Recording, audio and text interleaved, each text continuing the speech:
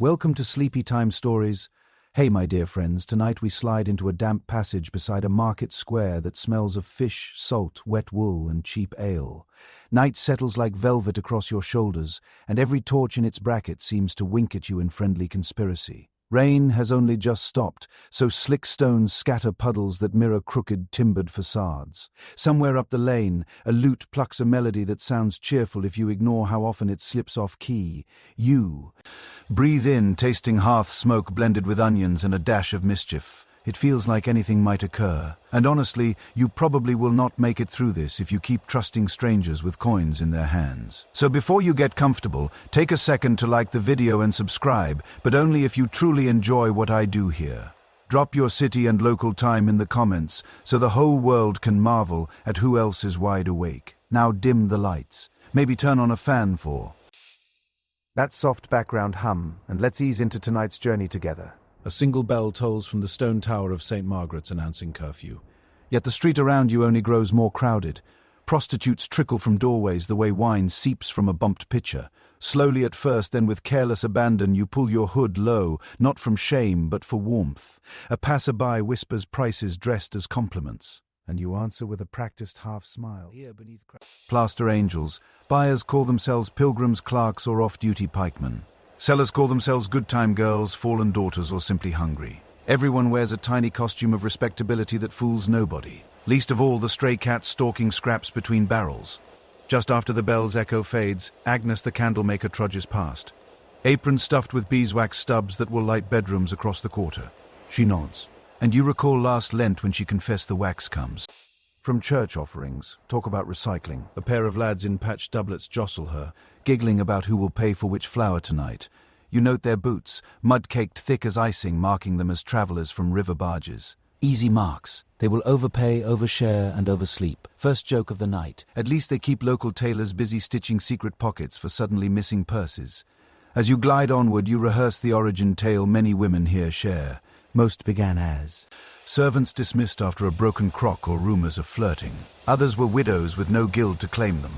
A famous ordinance drafted in Toulouse in 1254 licensed specific brothels along what locals call Silk Street. That law meant to confine vice accidentally created a booming red-light microeconomy. One chronicler wrote that the taxes from these stews funded repair of the city walls. Sure, defenders claimed virgin purity, but masonry was literally held together by sin. Second joke when critics say sin never pays, remind them to check the mayor's new roof tiles.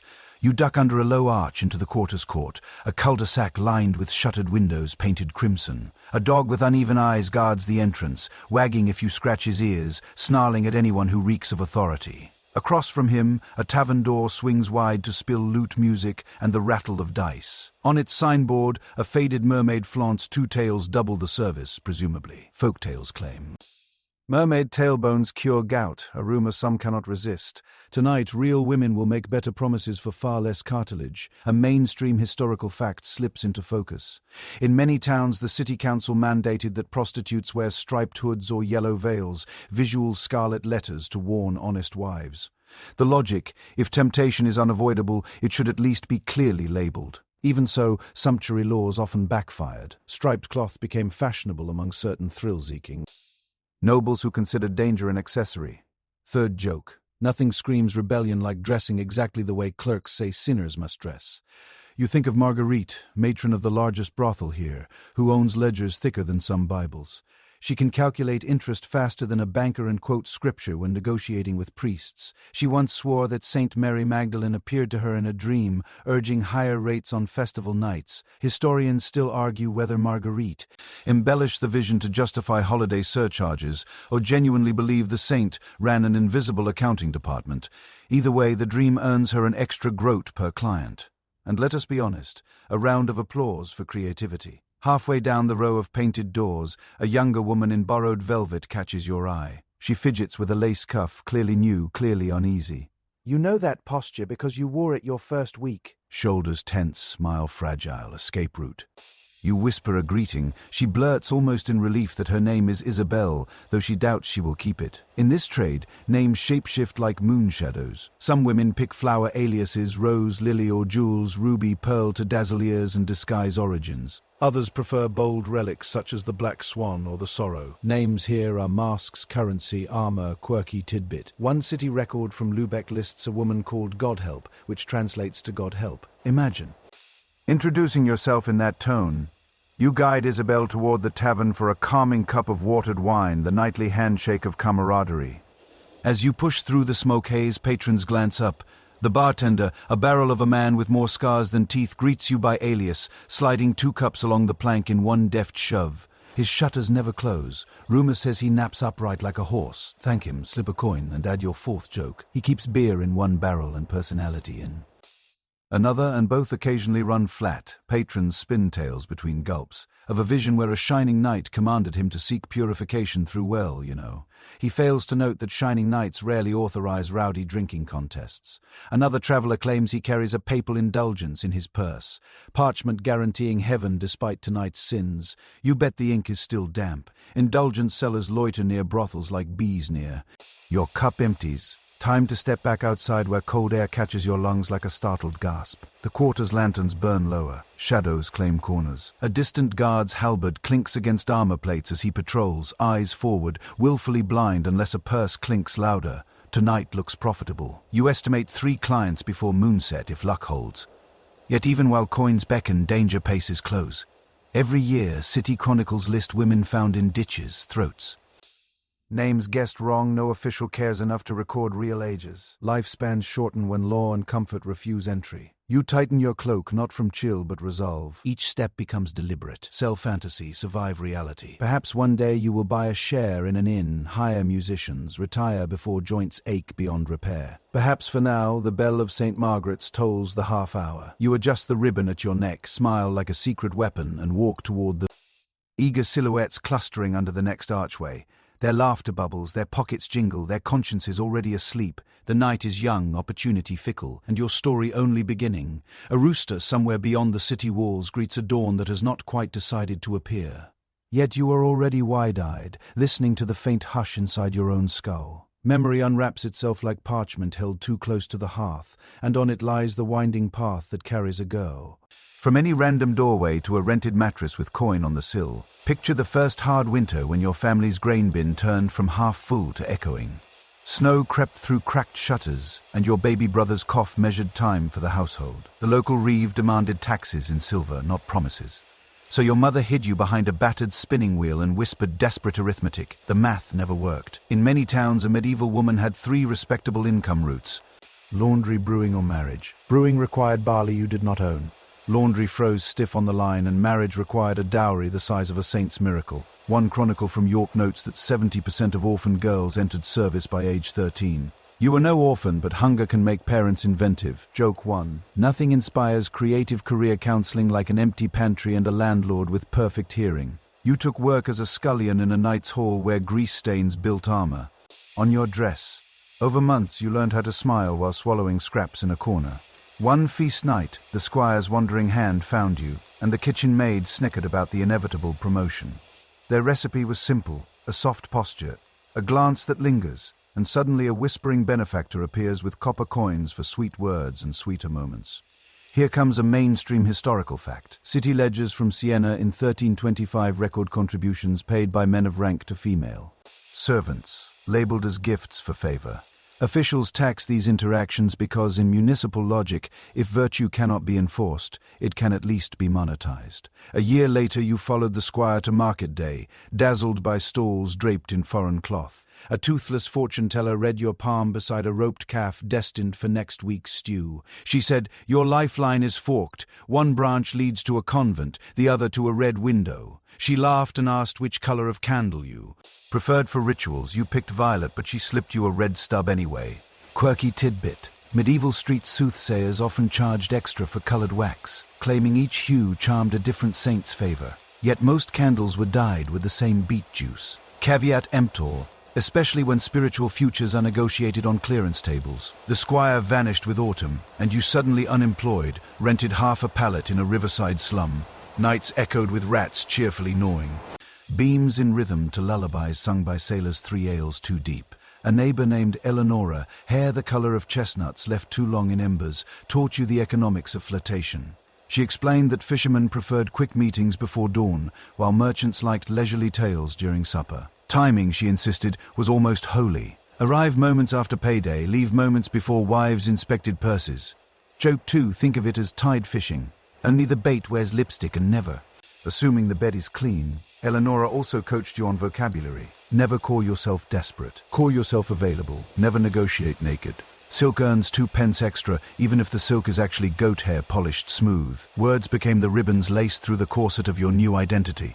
Scholars debate whether prostitution in the Middle Ages was truly voluntary or always coerced. Historians still argue whether poverty counts as a weapon pointed at the ribs. The ledger shows payments. The court cases show punishments, but the silence between those lines swallows all definitive answers. Your first arranged meeting took place in an attic above a cooper's workshop. You wore a borrowed gown that smelled of lavender steamed over last week's sweat. The client, a barrel maker's apprentice with sawdust in his beard, fumbled with the coin like a nervous tithe-payer. Candlelight flickered across rafters heavy with spider colonies. You focused on breathing evenly, counting heartbeats while asking about his day. He answered so politely you nearly laughed. When it ended, he pressed an extra copper into your palm as gratitude for a smile that did not look forced. Once he left, you whispered a shaky thank you to nobody and tucked the coin in your boot because superstition says money kept near skin multiplies. Joke 3. If only algebra listened to folklore, bankers would store coins in socks instead of vaults. The attic rendezvous taught 3 lessons. Fear shrinks after the first transactional hello. Second, candle placement matters. Too bright and every blemish becomes a sermon. Third, word of mouth travels faster than wine at a harvest festival. By the next week, 2 more apprentices knocked, each bringing a gossip-fueled curiosity. Thus began a portfolio, though you did not yet know the term. You started tracking income on scraps of parchment, rescued from discarded church flyers, marking tallies with charcoal borrowed from smithy. Hearths. When totals crept above what a laundress might earn in a month, you realized this path, however slippery, offered control over your own roof and rations. A mainstream historical fact drifts in here. Municipal statutes in Barcelona during the 14th century required brothels to provide their workers with at least 1 set of linen sheets per fortnight to limit plague outbreaks. Compliance was spotty, yet the rule proves authorities recognize these women as both taxable assets and public. The dual status bred endless contradictions, moral condemnation paired with bureaucratic guardianship. Eleonora introduced you to herbal knowledge vital for survival. She taught the brewing of pennyroyal tea, whispered as friend of the monthly flow, used to prevent unwelcome pregnancies. She cautioned that too strong a dose turns a friend into an assassin. Quirky tidbit number 2. Some midwives swore by inserting crocodile dung wrapped in linen as a barrier, a practice imported via travelers' tales from Egypt. Whether it worked or merely added an odor deterrent remains delightfully untested by modern standards. Word of your talents eventually reached a tavern keeper looking to diversify entertainment. He offered you a small room behind the ale barrels, complete with a lockable door. The rent consumed half your earnings, yet stability outweighed thrift. You accepted, invested in a second-hand comb with missing teeth, and stitched ribbons of blue into your dress sleeves. Blue, merchants claimed, flattered all complexions and suggested loyalty, an ironic marketing wink. From that base you examined clients like pages in a ledger, sorting them by risk, generosity and conversational skill. Sailors boasted treasure from lands they could not pronounce. Pilgrims carried guilt heavy enough to sink a cathedral. Local priests sometimes appeared, eyes averted, offering confession in exchange for whispered absolution rather than the other way around. Another open. Scholarly debate lingers. Some theologians considered intimacy with a penitent a form of spiritual medicine. Others labeled it mortal sin. Historians still argue whether such encounters were exploited by clergy seeking indulgence or by workers leveraging clerical weakness. With coins accumulating, you treated yourself to mutton stew on Market Thursday, a dish previously reserved for feast days. The taste of protein felt illegal, almost sinful in its comfort. You caught your reflection in the rain, puddle, and noticed confidence sitting on your features where meekness had immigrated. The city might never offer safety, but it would recognize savvy. You had learned to convert vulnerability into currency and currency into choice. Now the skyline pales as dawn threatens to expose every alley secret. You gather cloak around shoulders made sturdier by necessity, ready to meet the day's first potential. Somewhere a church bell prepares to ring prime, calling believers to prayer. You too will answer that summons, though likely for different reasons and with fewer illusions. Footsteps carry you forward into a future you will negotiate one copper at a time. Eyes wide, pulse steady, mind awake. Evening sneaks into the city like a pickpocket, sliding behind distracted shoulders, painting the last scraps of daylight copper and violet. Torches sputter awake, balsam-scented smoke rising into an inky sky that still holds a single stubborn swath of rose. You drift toward the night market, set. Up in a crooked square behind the tanner's quarter, where every stall resembles a magician's cabinet overflowing with improbable odds and ends. Lute music staggers across the flagstones, punctuated by the croak of caged crows a fortune-teller claims can speak Latin on feast days. First joke of the hour. The birds refuse to conjugate verbs until paid in breadcrumbs. Proof that even ravens respect the gig economy. A rag-and-bone vendor waves a gloved hand, fingers yellowed by candle drips. His cart groans under cracked mirrors, dented helmets and books missing half their pages. He calls the detritus relics of romance, and in a quieter pitch offers introductions to men in search of discreet companionship. Talent scouts like him earn a copper for every customer they steer, priding themselves on matchmaking with the enthusiasm of a bard and the accuracy of a blindfolded archer. You listen. Stance casual, ears sharp, names are murmured, coin textures are noted, and soon a mental list.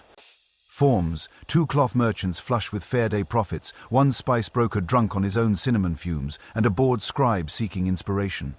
He claims parchment alone cannot provide. A mainstream historical fact sets the scene.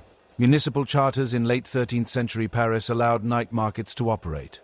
Beyond curfew as long as vendors paid a special lamp tax to keep streets illuminated. That loophole turned lawbreakers into legitimate businessmen under the glow of oil lanterns while also giving city coffers a nightly refill. Vendors boast that every flickering wick is really a receipt stapled to the dark. Second joke. Leave it to bureaucracy to invoice stars for shining on municipal property. You move past a stall selling love filters bottled in recycled ink jars.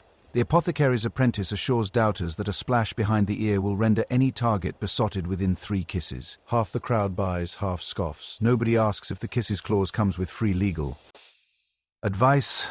Nearby, a weaver hawks belts woven so tight they supposedly hide a dagger without bulging. You imagine the inevitable wardrobe malfunction and shudder. Quirky tidbit drifting by. Some belts are stitched with strands of human hair collected from convents, believed to ward off theft because, according to superstition, no thief dares carry a nun's curls. Toward the square's center, lanterns swing from a rope strung between 2 decaying statues of long-forgotten magistrates. Beneath this, improvised chandelier, a dice game unspools across a barrel-head. The clatter draws men who arrive with purses bulging like overripe figs and leave with expressions of agricultural failure. You watch patterns. High rollers rarely venture alone. Their bodyguards scout corners. Their glances slide toward figures like you. Historians still argue whether night markets function primarily as trade hubs or diplomatic backrooms where merchants, clergy and courtesans brokered unrecorded treaties. What? The parchment amidst the whispers here confirm. A hawker in patchwork cloak sidles up offering a bundle wrapped in eel skin. Inside lies powdered mummy imported through Venetian channels advertised as a virility tonic and priced higher than saffron. Most clients sprinkle it over wine before seeking company. You wonder if anyone notices that embalmed royalty tastes like old rope. Third joke. If drinking a pharaoh's elbow dust is the secret to passion, romance may be due for a rebrand. You adjust. Your hood, stepping into a corridor of canopy tents where the air thickens with mingled aromas. Roasted chestnuts, tallow smoke, perfumes heavy enough to stun bees. A burlesque troupe rehearses a jig on a makeshift stage of nailed planks. It's drummer tapping rhythms that make listeners' hips betray them. Clients loiter, laughter, coins louder. The rag-and-bone vendor's earlier hints now bear fruit. A cloth merchant in green brocade approaches, cheeks flushed from mulled wine, boasting he has just sold 20 bolts of Flemish wool and wishes to celebrate commerce with culture. You know the translation. Negotiations unfold in a corner beside a stack of empty grain sacks where moths dance like confetti in lantern light. The cloth merchant's conditions are predictable. Privacy, warmth, and a story to recount on his next caravan journey. You quote a price that includes narrative services, promising a tale about a mythical northern queen whose kiss froze men's hearts until spring. He chuckles. pays in silver rather than copper, and schedules the meeting at a nearby inn whose attic smells of cedar chips and ambition. Payment secured. You pocket the coins beneath your belt of known provenance, silently blessing medieval superstition for its practical storage solutions. A city guard in iron-rimmed jerkin strolls past, eyes deliberately sliding over clandestine dealings. Officially, he polices stolen goods. Unofficially, he collects weekly bribes from vendors. You hand him a roasted chestnut, a small edible silence token. He cracks it open, grins, and continues without comment. Historians still argue whether law enforcement's selective blindness provided necessary balance to urban vice or merely entrenched corruption into civic identity. Tonight, the debate is hypothetical. Lived pragmatism wins by default, like exhausted beetles, yet deeper corners pulse with fresh energy. A spice broker in linen turban sweeps toward you, trailing cardamom-scented breeze. He inquires about an escort through alleys notorious for footpads. Protection costs extra, you explain, but includes guided shortcuts and emergency sarcasm to confuse bandits. Fourth joke sneaking in a grin. Thieves sometimes retreat faster from witty repartee than from sword steel as ego bruises heal slower. You lead the broker past racks of cured fish lit by shards of moonlight. The route winds between walls where faded frescoes depict saints frowning at. Mortal folly. By the time you deposit him at a safe doorway, he adds a clove-filled pouch to your fee, swearing it keeps plague fleas at bay. Quirky tidbit too. Fashionable circles pinned clove-studded oranges to their belts, turning breath into aromatic steam baths. Back at the market's edge, vendors douse torches by tipping pots of sand, a hiss like distant surf swallowing flames. The square empties but does not sleep. Shadows reorganize themselves into clandestine councils. Lovers negotiate. Traders tally profits. You count tonight's haul, weighing coins in your fist with a satisfaction blacksmiths must feel striking a perfect horseshoe. One final purchase beckons. A length of dyed ribbon, midnight blue shot with silver threads, rumored to catch the eye of luck itself. Folklore is a fickle partner, yet sometimes you indulge it. As you tie the ribbon around your wrist, bells from the cathedral tower announce the start of the night watch prayers. Their echo rolls through. Rooftops like slow thunder, urging respectable citizens toward bed and everyone else toward mischief. You slip into a side lane leading to the inn. Lantern held low, heartbeat steady. The city behind hums with commerce finished and commerce yet to bloom. A living tapestry woven from bargains struck and secrets kept. Your place in that weave glints like metal under torchlight. Durable, flexible, sharply aware of its own value. Lantern light leads you along a ribbon of cobbles glazed by drizzle. Toward a district the locals nickname the Silk Hive. Ahead, crimson shutters clap in the damp wind. Each plank painted so thickly the wood grain looks lacquered. Carved poppies climb their frames, petals outlined in gold leaf that glitters even under a lazy moon. The air smells of rose oil, yeast, and the iron bite of river mist. A signboard creaks overhead, 2 crossed keys beneath a heart. Joke one arrives right on cue when a passing wagon driver mutters that the heart is only there to distract. People from the lock. A gatekeeper lounges on a stool, counting beads on an abacus as patrons drift through a wrought-iron arch. He wears a badge stamped with the city seal, proof that this quarter operates under municipal charter. Mainstream historical fact coming in quietly. By 1367, Frankfurt am Main maintained an official frown house where sex workers paid nightly rent, and city treasurers audited the records like any guild ledger. The gatekeeper's abacus makes a soft click-click music, collecting taxes 1 bead at a time while pretending morality is just another column of numbers. You step inside and the street narrows into an arcade flanked by facades the color of ripe cherries. Above each door hangs a lantern tinted ruby by a thin sheet of stained glass. The glow turns puddles into liquid garnet and paints every passerby in theatrical light. A harper in embroidered sleeves plucks chords that flutter like silk banners. A trio of women in matching velvet sleeves glide past, their ankle bells chiming a tune different from the harp, making the whole lane feel choreographed. Quirky tidbit lands here. Some city statutes required these bells so customers could time their visit by counting how often a woman passed the main fountain. A medieval take on appointment scheduling. Window shutters tilt open just wide enough for occupants to showcase cameo silhouettes. One woman braids another's hair in public view, a wordless advertisement for gentleness and domestic fantasy. Another window boasts a pair of suede boots perched on the sill, hinting at adventurous pursuits upstairs. Joke 2 gives a small bow. If footwear could talk, those boots would probably demand hazard pay. You follow a candlelit corridor into the grand house known as the Red Swan. Velvet draperies break the draught, and rush-strewn floors smell pleasantly of lavender husks. The matron sits at a walnut desk tall enough to command respect even from bishops, quill poised like a tiny spear. Her ledger, bound in calfskin records, not only earnings but also fines for lateness, damage to linens, or the gravest sin of all, boring conversation. She greets you by alias and slides across a brass key inscribed with tonight's room number. Historians still argue whether brothel regulations were designed primarily for public health or for surveillance of female autonomy, but the Red Swan's paperwork leaves no doubt that oversight can masquerade as courtesy. Tokens clang in a wooden tray beside the ledger. Customers here pre-purchase pewter chips stamped with swan motifs so the staff never touches raw coin after washing. This system keeps ledgers tidy and hands cleaner than most tavern spoons. You pocket a small stack, each disc warm from recent palms, then climb the staircase where sconces cast halos on ceiling beams old enough to remember plague processions. Upstairs, corridors branch like veins toward rooms of differing size and decor. A perfumer dabs citrus water along the banister every evening, and the faint zest wraps your senses in daydreams of summer groves far from city grime. Behind one door you glimpse a chamber set with painted screens depicting mythical beasts.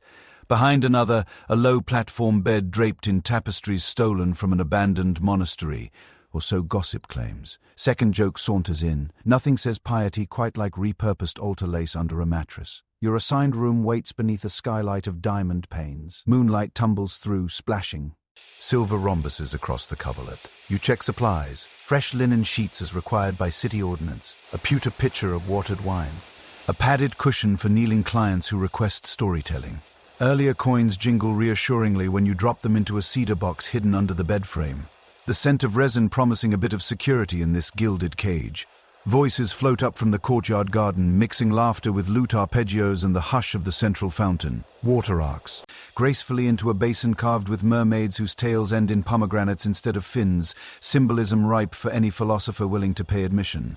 You rest an elbow on the sill and watch a juggler practice torches, their flames tracing loops of amber in the dusk. Quirky tidbit number 2. Medieval jugglers often coated torch handles in garlic paste, believing the scent discouraged spirits that might meddle with the fire's path. A knock interrupts. The cloth merchant from earlier arrives. Precisely on schedule, cheeks still rosy but now polished with anticipation.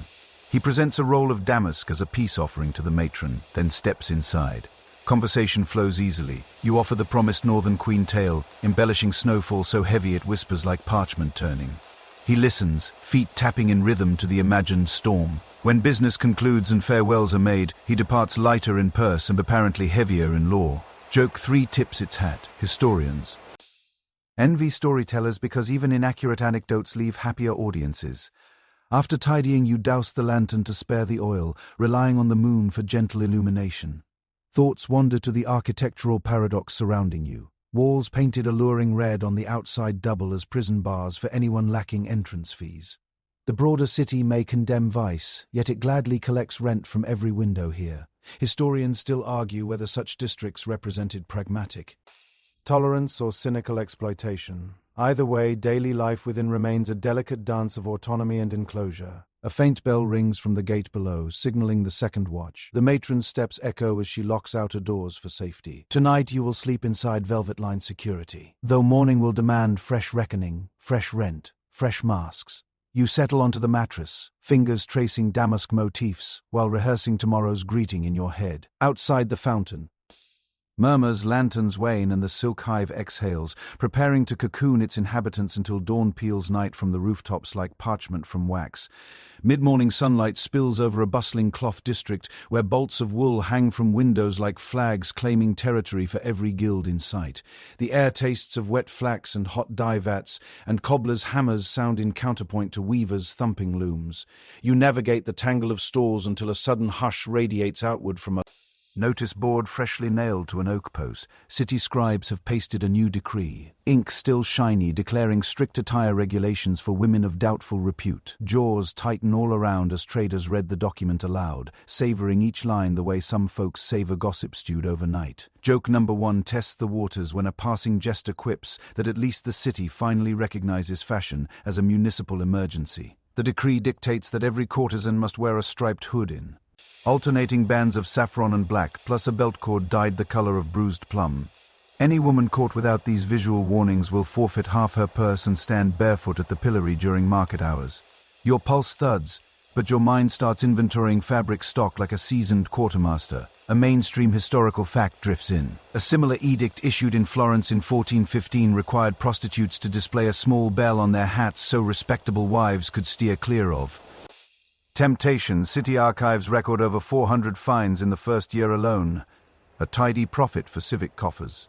A seamstress with pincushion wrists beckons you beneath her awning, eyes flashing with both sympathy and opportunity. Her table overflows with remnants nobody else will buy. Striped sackcloth, uneven silk scraps, and ribbons dyed with walnut husks. She whispers that by dusk she can stitch a hood so cleverly lined with pale linen it will not itch, provided you pay in advance. Promise to advertise her skills, you agree. Haggling over thread counts and delivery timing while sniffing steam rising from her kettle of indigo. Quirky tidbit slips into conversation when she volunteers that some dyers secretly blend crushed cuttlefish ink into dark stripes to deepen color.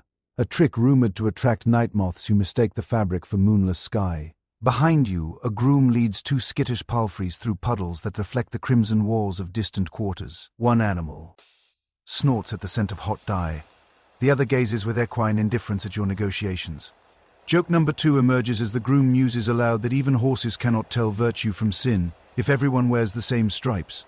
So maybe the city should brand moral status on feed bags instead. Documents continue to flutter on the notice board, each sheet pressed flat by a gusty wind that smells faintly of river mud. Reading further, you discover an appendix ensuring that fines will fund repairs to the city bridge damaged in last spring's flood. Historians still argue whether sumptuary laws serve genuine public order or merely redirect coin into municipal projects disguised as piety. Today's edict appears to choose both options at once, stomping morality with one boot heel while padding the treasury with the other. You leave the seamstress and cross a bridge lined with brass lions whose paws shine from countless hopeful rubs. The roar of water below mingles with chimney smoke, forming chilly mist that clings to eyelashes. On the far bank, a preacher shouts warnings about eternal fire, conveniently beside a booth selling indulgence tokens shaped like miniature halos. Buyers fondle them like dice, hedging bets against heavenly audits.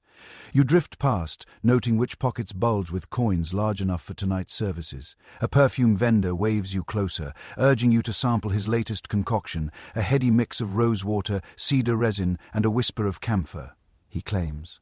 The blend hides the pungent Bordeaux dye often clinging to legal hoods, masking regulation with luxury. You purchase a tiny vial, tucking it into your sleeve for stealthy application later. Joke 3 hovers when the vendor assures you that if the fragrance cannot lure love, it can at least distract city inspectors long enough to slip into side alleys. As midday bells toll from St. Clement's steeple, you step into a courtyard where pigeons strut between cracked flagstones in search of breadcrumbs. A group of fellow workers huddle beneath an apple tree, still clutching autumn's last shriveled fruit.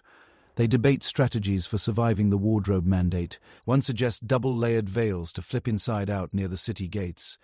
Another plans to sew detachable stripes with hidden toggles for quick removal. You offer the perfume hack and volunteer the seamstress's name for orders. The group nods, shoulders loosening, camaraderie knitting together under shared discomfort. Traveling minstrel enters the courtyard, lute slung across his back. He strums chords bright as frost crystals and sings a ballad mocking rulers who judge sin by fabric weight rather than deeds. Coins clink into his cap with each verse, proving satire a reliable revenue stream. Pigeons flutter away as laughter opens throats previously tight with worry. Merchants at neighboring stalls glance over, amused yet cautious, since city guards often lurk just beyond archways. Moving on, you duck into an apothecary's shadowed shop where racks of glass vials glow amber, jade, and cobalt. The proprietor, eyebrows thick as thatch, sells powdered gauze for ink, dried lavender for sleep, and under the counter, a decoction rumored to slow bleeding should a client grow violent. You buy a small flask, mentally cataloguing emergency contingencies because legislation rarely protects those it claims to regulate. As payment exchanges hands, you overhear two scholars debating near the scales. One insists, moral attire distinguishes virtue like armor. The other argues that color codes only invite harassment. Their disagreement ends in a coin toss that decides who fetches the next round of ale. Scholarship, it seems, submits happily to chance when thirst intrudes. Afternoon sunlight tilts, turning storefront shadows thin as blades. You retrieve your freshly sewn hood from the seamstress, admiring stripes so bold they resemble wasp markings, a warning and an invitation fused together. When you slip it over your hair, the fabric rests surprisingly softly against your temples. She adds a gift, a tassel-dyed violet with elderberries, explaining that little touches of beauty help reclaim agency stolen by law. You thank her and stride toward the city gate where the guard's halberd gleams. Guard inspection proves swift, almost bored. He notes the stripes, records your alias on a wax tablet, then waves you through. Beyond the gate, the road bends toward a fairground assembling for tonight's harvest dance. Lantern poles rise like saplings between wagons, and vendors anchor canvas booths, their mallets beating tune into the earth. You inhale roasted hazelnut aroma drifting from a brazier, and imagine the crowd that will soon gather. Pockets jangling, senses sharp, loneliness sharper. As twilight glimmers, you test the perfume along your wrists, the cedar undertone laying a forest path beneath the rose. Your striped hood now feels less like a target and more like a theatrical costume. An element you control within prescribed limits. Historians still argue whether clothing codes empowered workers to advertise safely or shackled them beneath stigma. Yet in this moment, the hood becomes your conscious billboard, its bright lines deflecting shame and channeling curiosity into coin. The first stars peak as you claim a vantage near the lantern poles. Posture relaxed, smile calibrated to welcoming warmth. Musicians tune shawms, dancers stretch calves, and the fairground hums like a hive waking at dusk. You ease shoulders back, ready for the games of negotiation, charm, and survival that night will spin beneath rustic constellations. Stripes may shout your profession, but your voice, wit, and will remain your own, stitched from threads no statute can unravel. Sunday sunrise bruises the horizon with sherbet pink, while cathedral bells crank out a melody earnest enough to wake stone gargoyles. You churn slowly through the thinning fog toward the church square, breath curling like ghost ribbons around your hood. Every footstep answers a tolling note, soft leather tapping limestone in unintentional duet. A magistrate in fur collar stands near the porch, clipboard ready to record who shows up for compulsory penance. He sips spiced wine from a pewter cup and looks bored in the righteous way only bureaucrats can manage. First joke stretches its legs when a beggar whispers that if salvation required paperwork, the angels would need quills longer than their wings. A wooden platform waits in front of the nave, wide enough for half a dozen sinners to kneel side by side. The boards smell of last week's rain and spilled candle grease. According to the posted notice, inhabitants labeled as public temptations must present themselves after prime on holy days. Confess aloud, then donate to the poor box in an amount befitting the enormity of their commerce. Mainstream historical fact. In 14th century Toulouse, ordinances forced prostitutes to walk barefoot to the cathedral. Friday, clutching a taper equal to their height. An early mixture of shame, ritual, and revenue stream since the candles were later resold. You claim a spot between a petty thief and a fishmonger indicted for weighing catch with leaded stones. Both avert their eyes as if sin might be contagious through glances. A friar in rough wool paces the platform and reads a litany about chastity, mentioning King Solomon for contrast and conveniently forgetting Solomon's own harem. The thief. The fishmonger yawns. You steady your posture so the hood does not slide. Quirky tidbit pops up when a choir boy drops his hymnal and half the congregation gasps, not in outrage at the noise, but because the book's leather cover displays a mermaid. A symbol some believe wards off storms, yet others say attracts lustful dreams. The sermon hits familiar beats. Virtue is priceless. Bodies are fragile vessels. Temptation wears many fragrances, including frankincense. You listen with outward serenity while your mind tallies expenses awaiting tonight. Linen washing fee, lamp oil, bread loaf large enough to share with the stray cat guarding your alley. Survival has no patience for extended metaphysics. Second joke flicks a wink when you imagine submitting an invoice for lost wages caused by mandatory kneeling, complete with itemized entries for cold knees and public gawking. After prayers, the friar invites each penitent to voice contrition. The thief mutters about weak moral fiber. Munger mumbles something that sounds like, "Wrong waits, right heart," and then your turn arrives. You speak in calm tones, admitting to leading souls astray with honeyed words, promising to strive for purity while sidestepping specifics. A noble woman in the front pew fans herself vigorously, pearls rattling, eyes fixed on your striped hood with equal parts horror and fascination. Historians still argue whether these public confessions offered genuine moral cleansing or merely fed. Spectatorship that doubled as community theatre, confession delivered.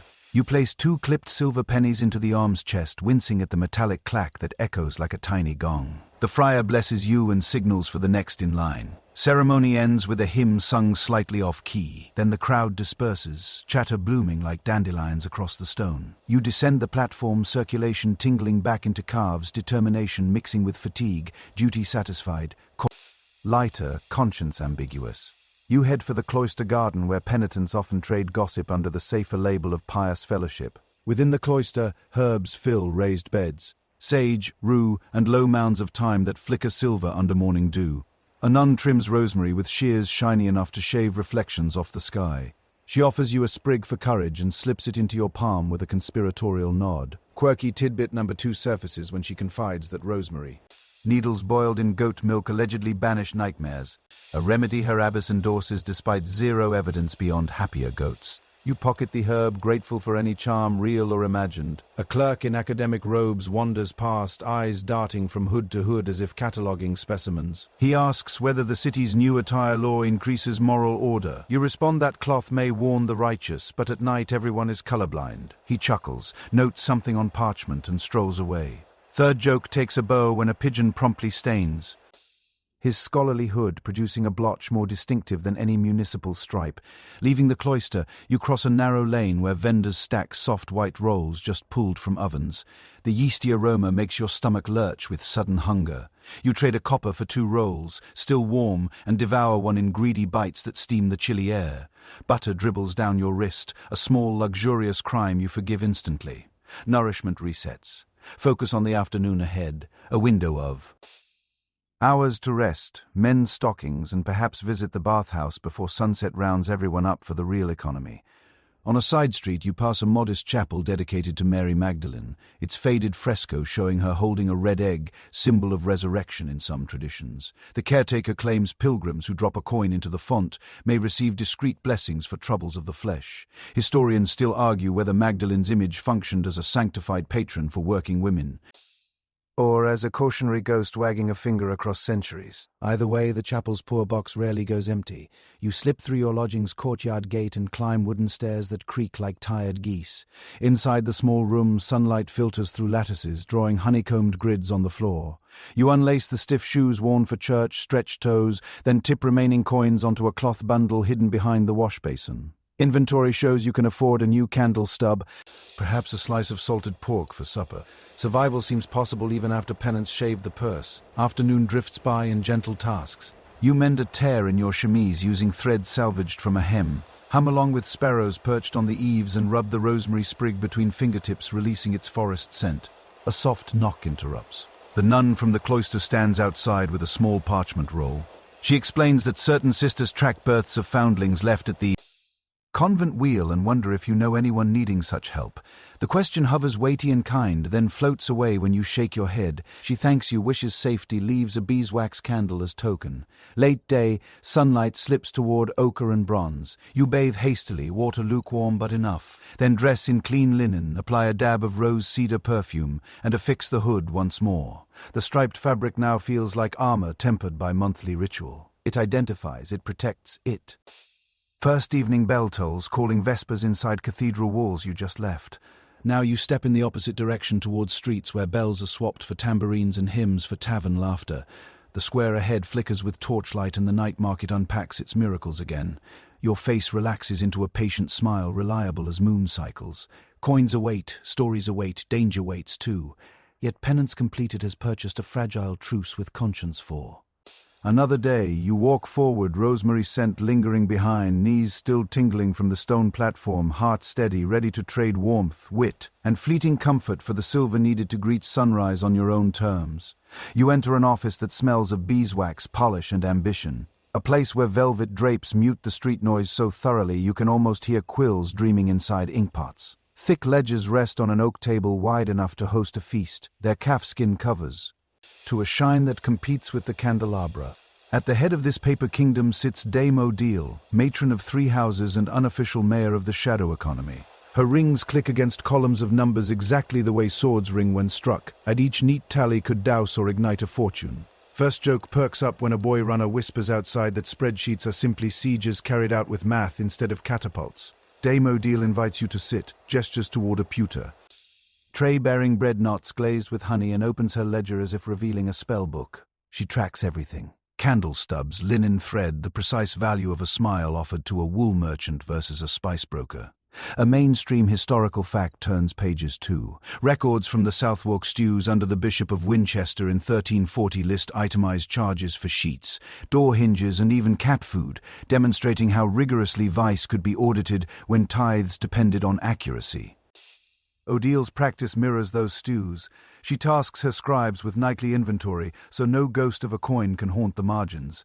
Beside the main ledger lie smaller notebooks coded by gemstone colors. Ruby pages note regular patrons and their preferences. Emerald pages log outstanding debts. Sapphire pages rank risks from mild boorishness to outright violence. Each debt entry ends with a neat flourish shaped like a fettered dove, a reminder that liberty often wears shackles invisible until the quirky tidbit glitters here. Some northern brothels branded their ledgers with scented wax seals, believing familiar aromas helped clerks recall data faster.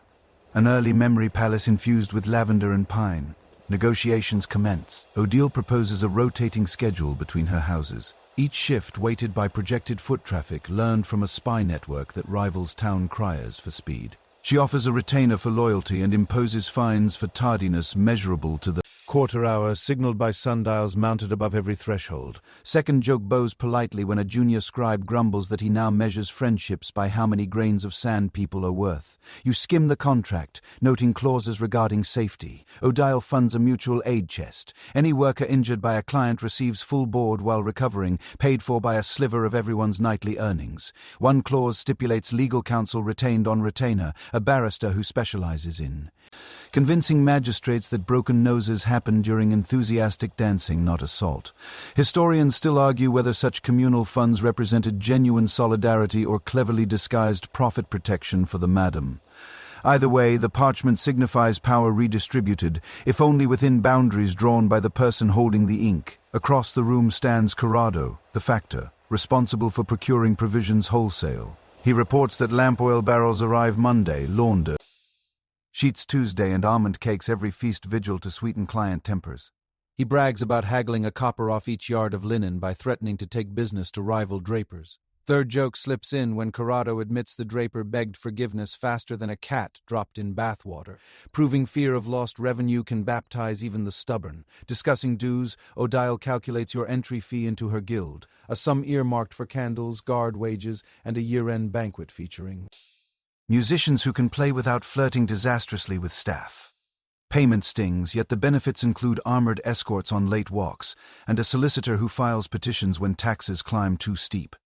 A clerk hands you a badge, an enameled swallow clutching keys meant to be pinned discreetly inside the striped hood. Displaying it to house guards grants immediate shelter during street unrest. The swallow emblem nods to folklore, declaring swallows immune to snares. You let fingers trace its smooth contour, feeling a flicker of assurance take root. After contracts seal with wax the color of garnets, Odile guides you through the counting room. Women of varied ages sit at long benches rolling coins, testing their authenticity between finger and thumb. Counterfeit detection becomes a rhythm. Flip, bite, clang on slate. A locked chest nearby stores bad coins to exchange later with smugglers. Morality bends both ways under a clever ledger. A mainstream historical fact slips into the hum. Venetian ordinances in 1403 fined brothel keepers for accepting clipped or hollow coins, pushing them to become involuntary currency inspectors. The counting room echoes that duty, turning vice houses into fiscal gatekeepers. Next stop is the library alcove, small but dense with vellum scrolls about herbal law, poetry for rehearsal, and legal statutes. Apprentices study there between appointments, sharpening tongues as well as perfume dabbing skills. Odile insists on conversational prowess. asserting that eloquence doubles repeat visits. Quirky tidbit 2 perches on a shelf. A dog-eared treatise claims that reciting Virgil in dim candlelight increases tips by 16%. A statistic almost believable if you squint past the wine stains. A commotion rattles downstairs. 2 rival madams, Lady Branwen and Mistress Sabine, argue over territory lines. Their confrontation stops abruptly when Odile appears at the landing. Posture straight as a lance, she recites municipal code about fair bidding practices, citing paragraph numbers faster than a notary at a joust contract. Diplomacy, not daggers, prevails. Both rivals withdraw after signing arbitration notes. Second joke saunters back. Branwen mutters that parchment swords cut deepest because ink stains never heal. With balance restored, Odile offers you a tour of the guard quarters. Burly watchmen polish cudgels, each handle carved with small moon symbols denoting night shifts served. They exchange nods. Familiar with you.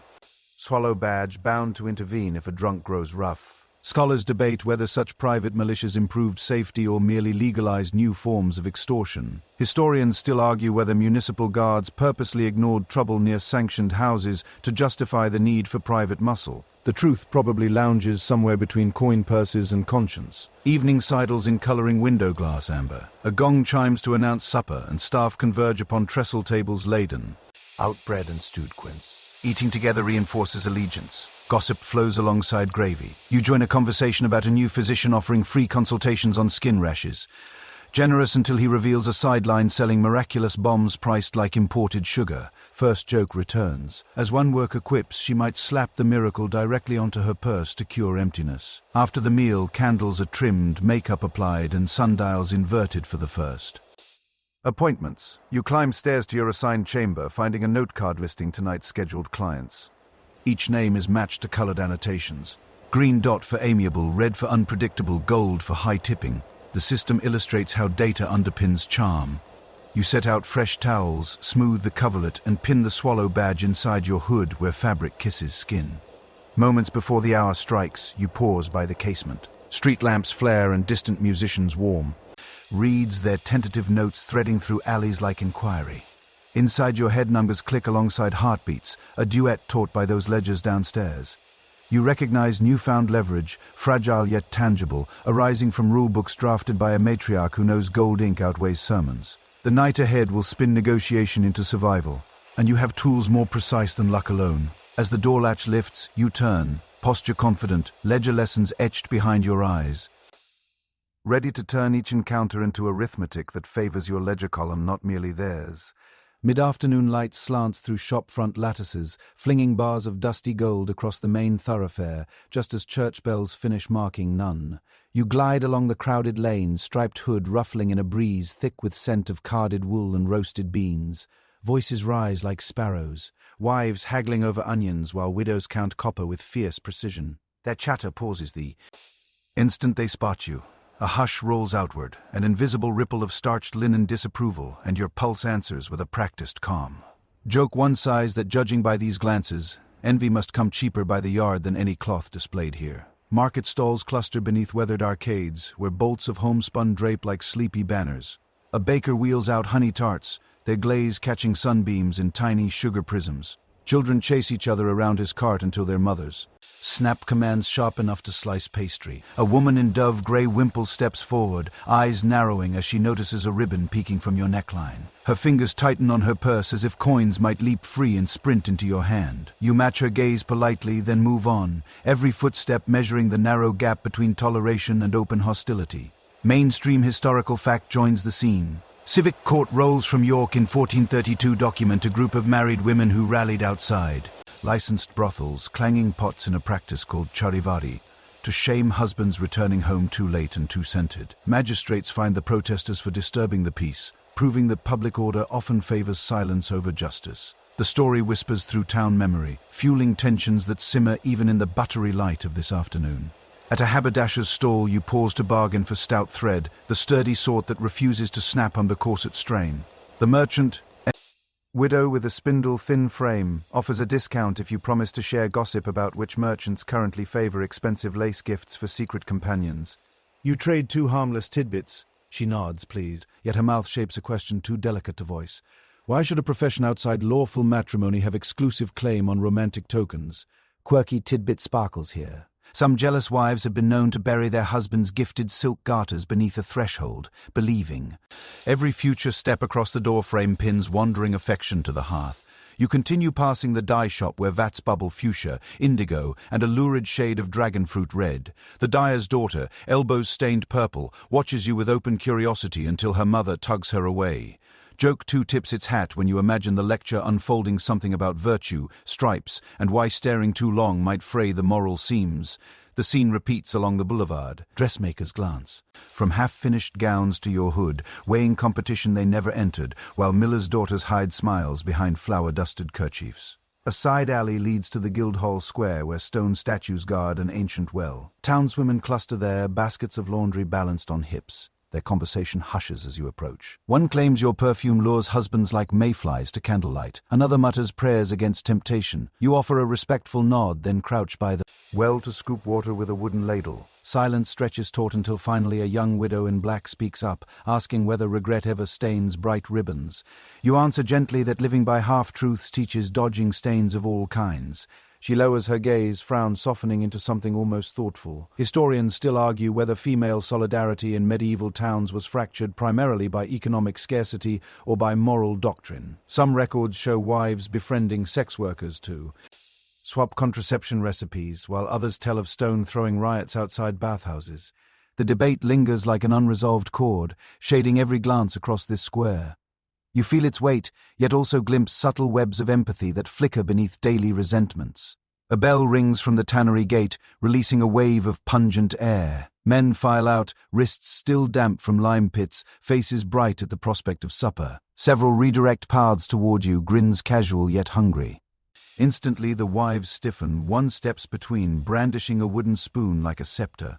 You sense potential uproar. Third joke slips in, noting that cutlery jewels rarely earn chronicler footnotes, but do inspire remarkable table manners thereafter. To diffuse tension, you pivot and compliment the spoon wielder on her sturdy apron stitching. Surprise flickers across her brow. Conversation sparks. Stitch lengths, flax prices, the misery of rain-soaked laundry. Other women edge closer. Curiosity overtaking disdain, you share a small secret. Dabbing vinegar on seams repels lice better than lavender sachets. Eyes widen. Spoons lower, shoulders relaxed. Practical knowledge bridges gaps sermons cannot. A toddler waddles up, giggling at the tassel on your belt cord. She tugs until it swings like a pendulum. Mothers gasp, yet laughter bubbles through the circle. You kneel, offering the child a paper flower folded from old church leaves. A momentary truce feels brittle but fragrant. Quirky tidbit 2 opens. Origami predecessors existed in Europe where parchment offcuts were pleated into bookmarkers shaped like lilies, believed to guard readers against forgetfulness. Steam from communal bake ovens rolls across the square, carrying oregano hints that flutter inside empty stomachs.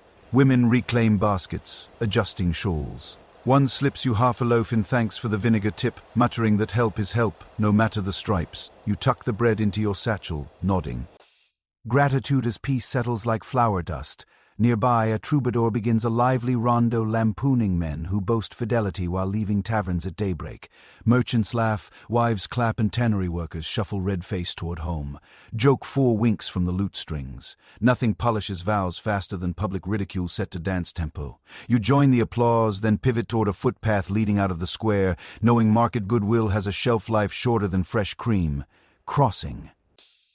A bridge ornamented with carved fish, you ponder the intricate geometry of rivalry and alliance. The water below churns milky green, tidal with melting snow from distant hills. In its ripples you glimpse the reflection of your hood, bright stripes bobbing like battle colors in a silent campaign. You consider love tokens hidden inside your bodice, gilt buttons, a ribbon snipped from a pilgrim's hat, a tiny poem inked on vellum, trinkets that fuel jealousy yet also feed rent. Each gift beats against your ribs, not as romance, but as currency disguised in silk. August carries church incense from across rooftops, mingling with the smell of cooling tarts. Evening creeps forward, sky purpling at the edges. You quicken step toward a seamstress's shop, eager to exchange gossip credits for fresh lacing. Inside, bolts of cloth stand like sentinels. The seamstress, cheeks dimpled with tailor's chalk, shows a bodice pattern that lifts shoulders into effortless poise. Purchase secured. Slip coins across the counter, aware that half came from men whose wives now knead dough in lamplit kitchens. The circle spins, invisible yet inescapable. Historians still argue whether clandestine economies truly threatened marriage stability or merely exposed fractures already present. Whatever the answer, Twilight continues to ink outlines of new rivalries and unexpected alliances on these cobbles. You step outside, bodice wrapped in brown paper, striped hood bobbing above the crowd. The bread, loaf still warm at your hip, reminds you that kindness can bloom even in soil watered by outrage. Night vendors strike flint. Lanterns spark awake and laughter rings from a tavern arch where tomorrow's resentments may already be fermenting in oak casks. You head toward that glow, balancing caution with curiosity. The road ahead is lined with hedges of whispered judgment, but you carry a spoonful of market-born grace, a paper lily memory, and the steady certainty that survival often germinates in the cracks of rivalry, uninvited yet unstoppable. Dawn turns the eastern sky into a streaky watercolor as you hitch a seat on a lumber cart bound for St. Omer's Midsummer Fair. The driver is a miller who hums ribald verses between sips of watered ale and claims his oxen respond better to off-key melodies than to whips. The cart sways over rutted track, wheels creaking in counterpoint to skylarks. You keep your striped hood tucked beneath a rough-spun cloak, saving its bright reveal for crowds. First joke rolls off the driver's tongue when he vows to sell prime flour that is really half barley sweepings, insisting customers can pray the Lord to sort wheat from chaff. By mid-morning, the road swells with travelers. Pilgrims sporting tin badges shaped like scallop shells track south toward Compostela, while traders hustle west with wagon loads of Flemish cloth. A pair of jongleurs juggle wooden balls beside the ditch, practicing patterns for gamblers more avidly than. Dicebox devils, a mainstream historical fact, bumps along in their wake. Royal charters in the 13th century granted certain fairs 6 weeks of legal immunity called the Pax Mercatoria, allowing merchants to settle debts without interference from feudal courts. Under that shield, commerce bloomed like thistles after rain, and every service, respectable or clandestine, found fresh soil. A wayside shrine appears roofed in chestnut shingles. Pilgrims cluster there, knees popping as they rise from prayer. One tall German carries a satchel embroidered with tiny silver fish. He asks in halting French if you know where to buy a candle shaped like St. Vitus, patron against dancing plagues. Quirky tidbit flashes. Some candle makers infused beeswax with ground lavender, hoping the scent helped saints locate petitions faster among the heavenly inbox. You direct him toward the fair's relic quarter and earn a warm loaf in thanks. The miller's cart halts before an inn surrounded by stalls selling fried dough dusted with cinnamon. You inhale, stomach rumbling, weariness hums beneath hunger, when you notice a troop of ecclesiastical guards polishing paxes nearby. Official badges glint on their surcoats, proof that the bishop has sent moral patrols to watch the fair. Second joke grins as you imagine the guards writing citations for excessive jubilation, perhaps confiscating tambourines as contraband noise. You slip from the cart and merge into the throng, funneling through a wooden.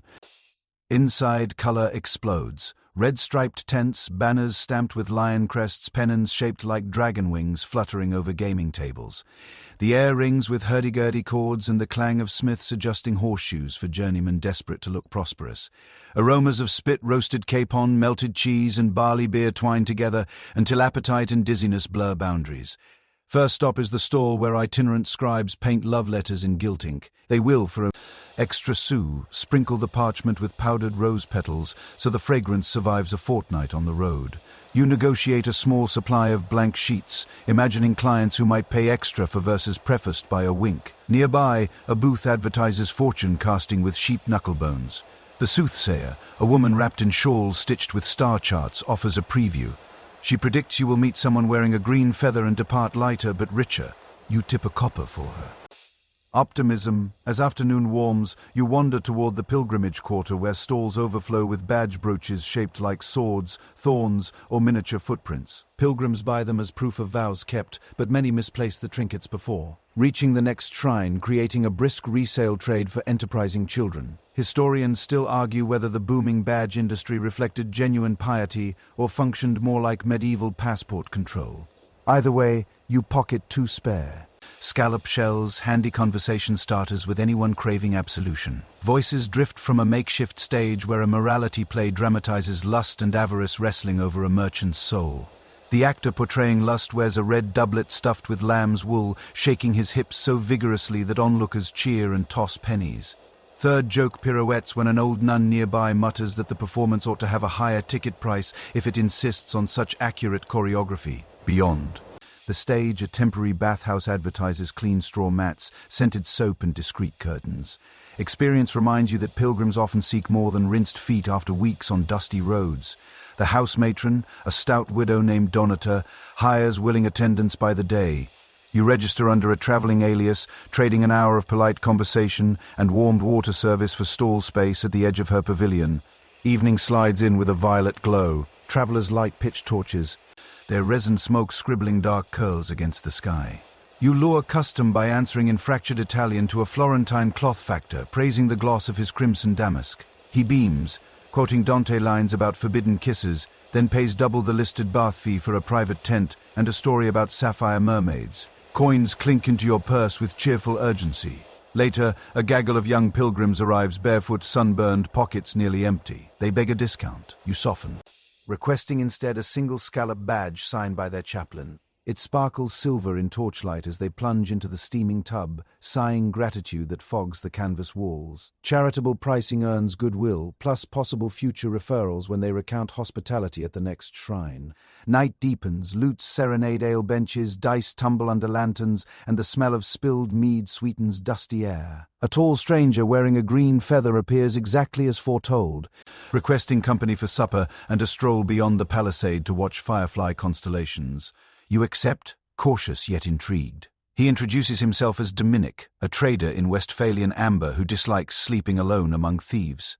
His laughter has the resonance of church bells minus the gilt. Outside the fairground, moths orbit your candle lantern. Dominic spreads a blanket near a meadow hedge and serves cold roast boar with mustard. Between bites he describes amber workshops where artisans trap mint leaves and spider webs inside golden resin.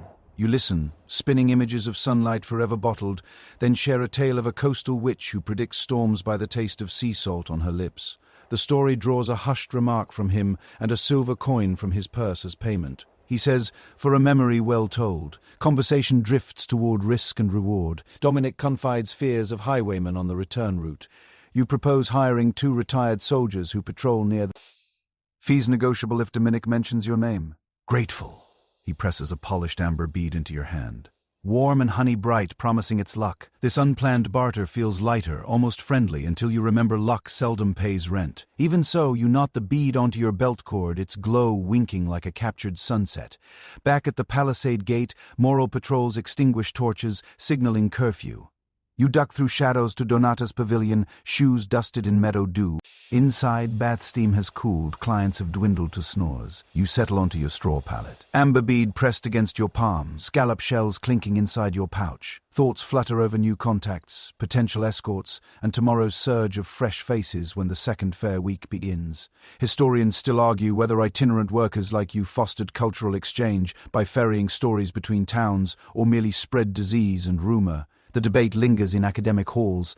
Under this canvas roof, the answer feels clear. You carry survival packed in anecdotes, each tale a toll coin for the next mile. Outside, a lone piper sends a plaintive tune up to star clusters, and oxen shift in their sleep. You breathe deep, the scent of pilgrims' candles mingling with hay and distant spice smoke. Sleep drapes over muscles worked by miles, and heartbeat steadies to wagon wheel tempo. The fair will spin again at sunrise, and you will spin with it, hood ready to flash stripes. Or vanish under cloak as need dictates. For now, dreams gather like traders in a dusk tavern, swapping possibilities, polishing ambitions, bartering lullabies against uncertainty. Morning sunlight spills through the narrow shutters of your rented loft, striking the wash basin so directly that the water inside glimmers like a coin tossed by a generous saint. You splash your face, teeth chattering when the chill nips your cheekbones, then reach for the bar of lye soap cut with goat tallow. Crushed marjoram. Its scent is earthy, almost medicinal, and you mutter that luxury sometimes feels like punishment in disguise. First joke yawns awake right there, suggesting that beauty may indeed be pain, but at least pain never charges extra for exfoliation. You drape a linen cloth over the single chair and begin inventory of the day's medicinal arsenal. There is a vial of rosewater for scent, a twist of linen holding powdered alum to dab under arms, a narrow jar shaped like a thimble that contains ground pumice for buffing calluses, and a small sachet of mugwort sewn shut with red thread. The last item you keep close to the heart, not for fragrance, but for what apothecaries winkingly call that female safeguard. Quirky tidbit tiptoes in now. Some midwives insist mugwort placed under a mattress will summon prophetic dreams, though you cannot recall the last prophecy to emerge that did not involve rent money or stew. The soft knock heralds Amelie, a travelling herbal peddler whose basket smells like half the forest floor. She carries your order from the outskirts, trading gossip for gate access. From folds of burlap, she produces 2 treasures, a wax cone drenched in beeswax and lavender, and a stopper vial containing reddish oil. She whispers that the oil is pressed from St. John's wort petals picked at dawn on midsummer, believed to drive away both melancholy and overly persistent customers. You count out coins, slip her a written recipe you found for parsley seed tea, and watch her vanish down the stairs, humming the refrain to a tavern ballad about barmaids and bad decisions. With privacy restored, you heat water over a small brazier, dropping thyme twigs into the bubbling tin pot. Steam rises, opening your pores, and you lean over the vessel with a rag tent around your head. The fragrant cloud softens yesterday's grime, loosens tension in shoulders tight from hauling buckets. A mainstream historical fact wafts up at the time. Accounts from Parisian. Bathhouse guilds in 1290 list steam facials as standard service, ironically priced higher for clergy who claimed they visited only to relieve sinful humours. Monetary indulgence often masquerades as preventive medicine. While the brazier cools, you mix a paste of mashed figs, honey and ground eggshell. The concoction spread across your cheeks hardens like fresh plaster. Second joke strolls in when your reflection resembles an overbaked custard tart. At least you could save time by letting admirers nibble skin treatment straight from your face. You hold still until the mask flakes at the edges, then rinse with a cloth dipped in leftover thyme water. The result leaves cheeks tingling, awake as sunrise. Next comes hair care. You comb strands with a boxwood fork, then drizzle a few drops of that reddish St. John's wort oil along the parting. Folk wisdom claims it wards off lice better than vinegar, though you keep vinegar in reserve because folk wisdom routinely forgets to issue refunds. You twist hair into a loose braid tucked beneath the striped hood, lining the edge with a tiny strip of lamb's wool soaked in lavender wax to buffer itching seams. Sandalwood tooth dust is your final step, applied with a frayed goose feather rolled into a bristle. You scrub gently, tasting resin sweetness. Historians still argue whether medieval dental powders preserved teeth or simply wore them down faster, given that some recipes used crushed brick for extra grit. You prefer wood ash, mixed with sage when sandalwood runs scarce. But today supplies are plentiful, and your smile answers the mirror with fresh confidence. Routine finished. You bundle the herbs into your satchel. The city never waits for creams to dry. Out on the lane, vendors haul barrels of ale while a crier recites news about a bishop's latest decree, prohibiting mirrored compacts because vanity breeds sin. You smile, pocket mirror safely hidden where sermons seldom intrude. Midday finds you at a discreet bathhouse along River Street, securing a copper tub for half an hour. The attendant pours buckets of rainwater heated over pine logs, scenting it with handfuls of rosemary. You strip and slip into the warmth, muscles unraveling like yarn. Above, lattice windows admit slices of sun that flicker across suds. Other patrons murmur behind partitions. One hums a lullaby. Another bargains in hushed tones for private companionship. Third joke cannonballs in when the attendant confesses that soap costs more than ale this season, prompting the grim thought that some folk might prefer to drink hygiene rather than practice it. After soaking, you indulge in an exfoliating glove woven from nettle fibers. Painful at first swipe, the sting soon fades into heat. Nettle improves circulation, so the midwives claim, and leaves skin flushed as ripe cherries. You tilt back your head, water sloshing over collarbones, and decide that if nettles ward off chill, then city ordinances should subsidize them for winter. Drying off, you sprinkle geranium petals inside undergarments to disguise allium odors later when perfumed oils have long evaporated. Venturing back onto the street, you cross paths with a physician's apprentice hawking pamphlets about the four humours. He waves a chart of phlegm versus blood and offers a tonic of wormwood steeped in wine to balance whatever ails a body. You decline, pointing out that wormwood may cure melancholy, but also empties purses faster than a dice roll. Laughs, pockets the vial, and trades you a cheaper remedy, a twig of licorice to chew between clients. It freshens breath and masks anxiety because chewing gives restless lips something non-committal to do. Late afternoon, you rest under an arbor behind the Red Swan. Aprons spread in your lap, assembling sachets of pennyroyal leaves. You crush them lightly, releasing sharp spearmint scent. These sachets sleep between mattress layers to dissuade bedbugs and possibly other unwelcome arrivals of the 9-month variety. Scholars debate dosage. Some say pennyroyal infusions are gentle. Others warn of liver havoc. You portion carefully, preferring caution to miracles. Quirky tidbit 2 arrives with Ingmar, a Norse sailor who claims freezing sea salt in sheep bladders produces ice packs that bleach freckles overnight. You listen, amused, and file this under possibilities to test whenever the climate invents surplus bladders. Ingmar buys a lavender wax cone, swearing his longship mates prefer. Cabernet sweet, not salty, then lumbers toward the docks. Evening glows amber when lantern lighters make their rounds, and your body feels renewed, each joint polished by soak and steam. The herbal satchel bumps comfortingly against your hip, little pouches promising insurance of a kind no church penance can offer. Word travels that dignitaries from the neighboring duchy arrived with too many coins and not enough patience. Opportunities sprout like basil in compost. You pause outside a pastry shop, catching your reflection in glass. Skin gleams, lips curve, hair behaves beneath the hood. The rituals of rosemary water, nettle glove, and pennyroyal sachet create armor, invisible yet powerful. You think of a melee on back roads harvesting St. John's wort, of midwives blending vinegar with alum, of bathhouse keepers stoking pine logs at dawn. Their quiet labor turns bodily frailty into something manageable, even marketable. Historians still argue whether these private routines signify proto-medical knowledge or simple superstition. Debate aside, the proof rests in your steady breath, clear skin, and purse that grows heavier when patrons notice the difference between weary complexion and luminous resolve. You inhale deep. Lavender, nettle, and pinched rosemary swirl in lungs, weaving resilience. Night beckons with its usual glitter. You step forward. Every herb and rinse an ally tucked beneath stripes and lace, ready to exchange cultivated well-being for coin that buys more. Time twigs, more pennyroyal, more nights beneath safe roofs. The cycle remains imperfect yet serviceable, much like the city itself. Pale morning light sneaks between warped shutters and lands straight on the bruise-colored blotch blooming near your elbow. You study it the way a jeweler inspects a flawed gem, turning the limb to test hues no painter would dare mix. Under your skin, a slow throb answers every heartbeat, a private drum roll you never auditioned for. First joke groans that mother. Nature should really post symptom lists on tavern doors so customers can browse maladies like pies of the day. You tug on a chemise, fingers brushing the sachet of pennyroyal tucked at your waist, then hurry down a spiral stair toward the courtyard pump. Water splashes cold on the mark. It neither fades nor flares. Anxiety whispers louder than the sparrows yelling for crumbs overhead. At the pump's edge, Sister Jewel, a traveling leech healer, sets out her tin cups. She offers inspection in exchange for a coin or a fresh rumor. Either currency will feed her ledger. You roll up your sleeve, present the mystery bloom, and she tilts her head like a raven sizing up a shiny button. Jewel hums about the 4 humors, dabs the spot with vinegar, and proposes a poultice of mashed figs mixed with rabbit fat. If fever follows, she recommends sweating under 3 quilts after drinking boiled dandelion wine.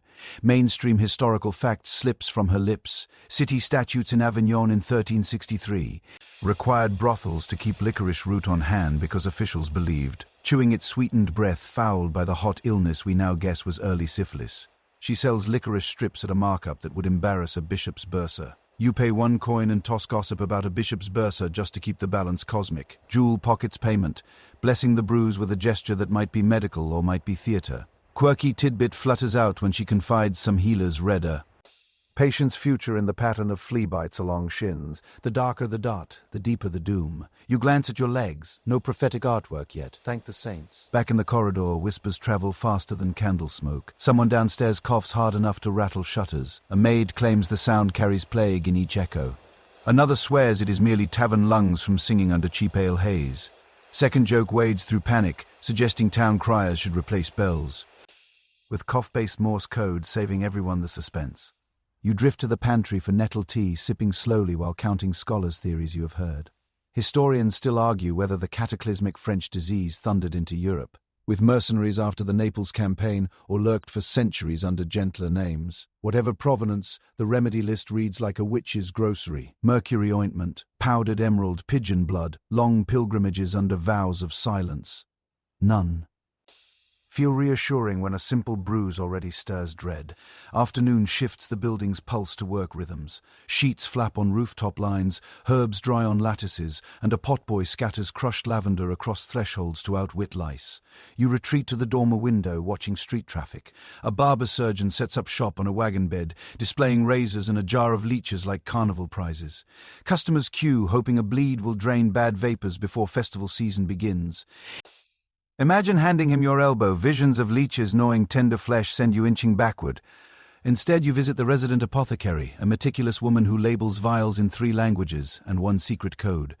She peers at your arm under lamplight, then mixes ground myrrh with goose grease, instructing you to spread it nightly while reciting Psalm 51. If the bruise grows legs, come back with 2 extra pennies for a stronger draft. Third joke pops when she whispers that goose grease costs more than goose meat, so if nothing else you can fry a feast from rejected medicine. Salve in pocket, you head toward the main parlor where clients will soon arrive. Lanterns glow amber, masking imperfections under a forgiving haze. You take a seat at the vanity, dusting cheeks with rice powder perfumed by rose hips. The bruise hides under sleeve lace, yet awareness lingers like a buzzing fly. Survival demands performance, even as unease scratches inside ribs. A clerk enters with tonight's roster.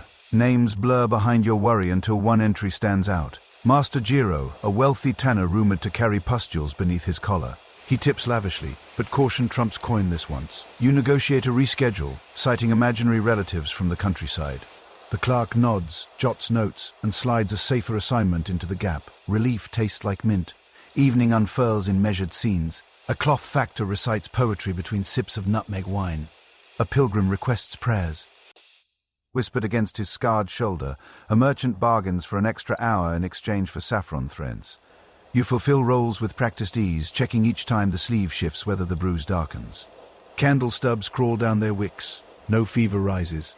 No aches settle in bones. Perhaps rabbit fat fig mash does cheat fate. Or perhaps dread itself magnifies color that daylight will shrink by dawn. Near midnight rain drums roof tiles. Between clients you sterilize combs in a rush-filled brazier, remembering a proclamation from Venice that fined brothels if tools were not boiled after each use. Such laws smell virtuous yet largely aim to protect patrician patrons, not the hired hands keeping sheets warm. You scrub anyway. Habit forms its own kind of shield. Later, a courier delivers a sealed note from Sister Jewel. She writes, "The bruise resembles a benign reaction to all the pollen common this season. Nothing more sinister, yet advises plenty of nettle broth and cheerful company." Her handwriting loops like tranquil waves, and relief trickles through you, loosening shoulders.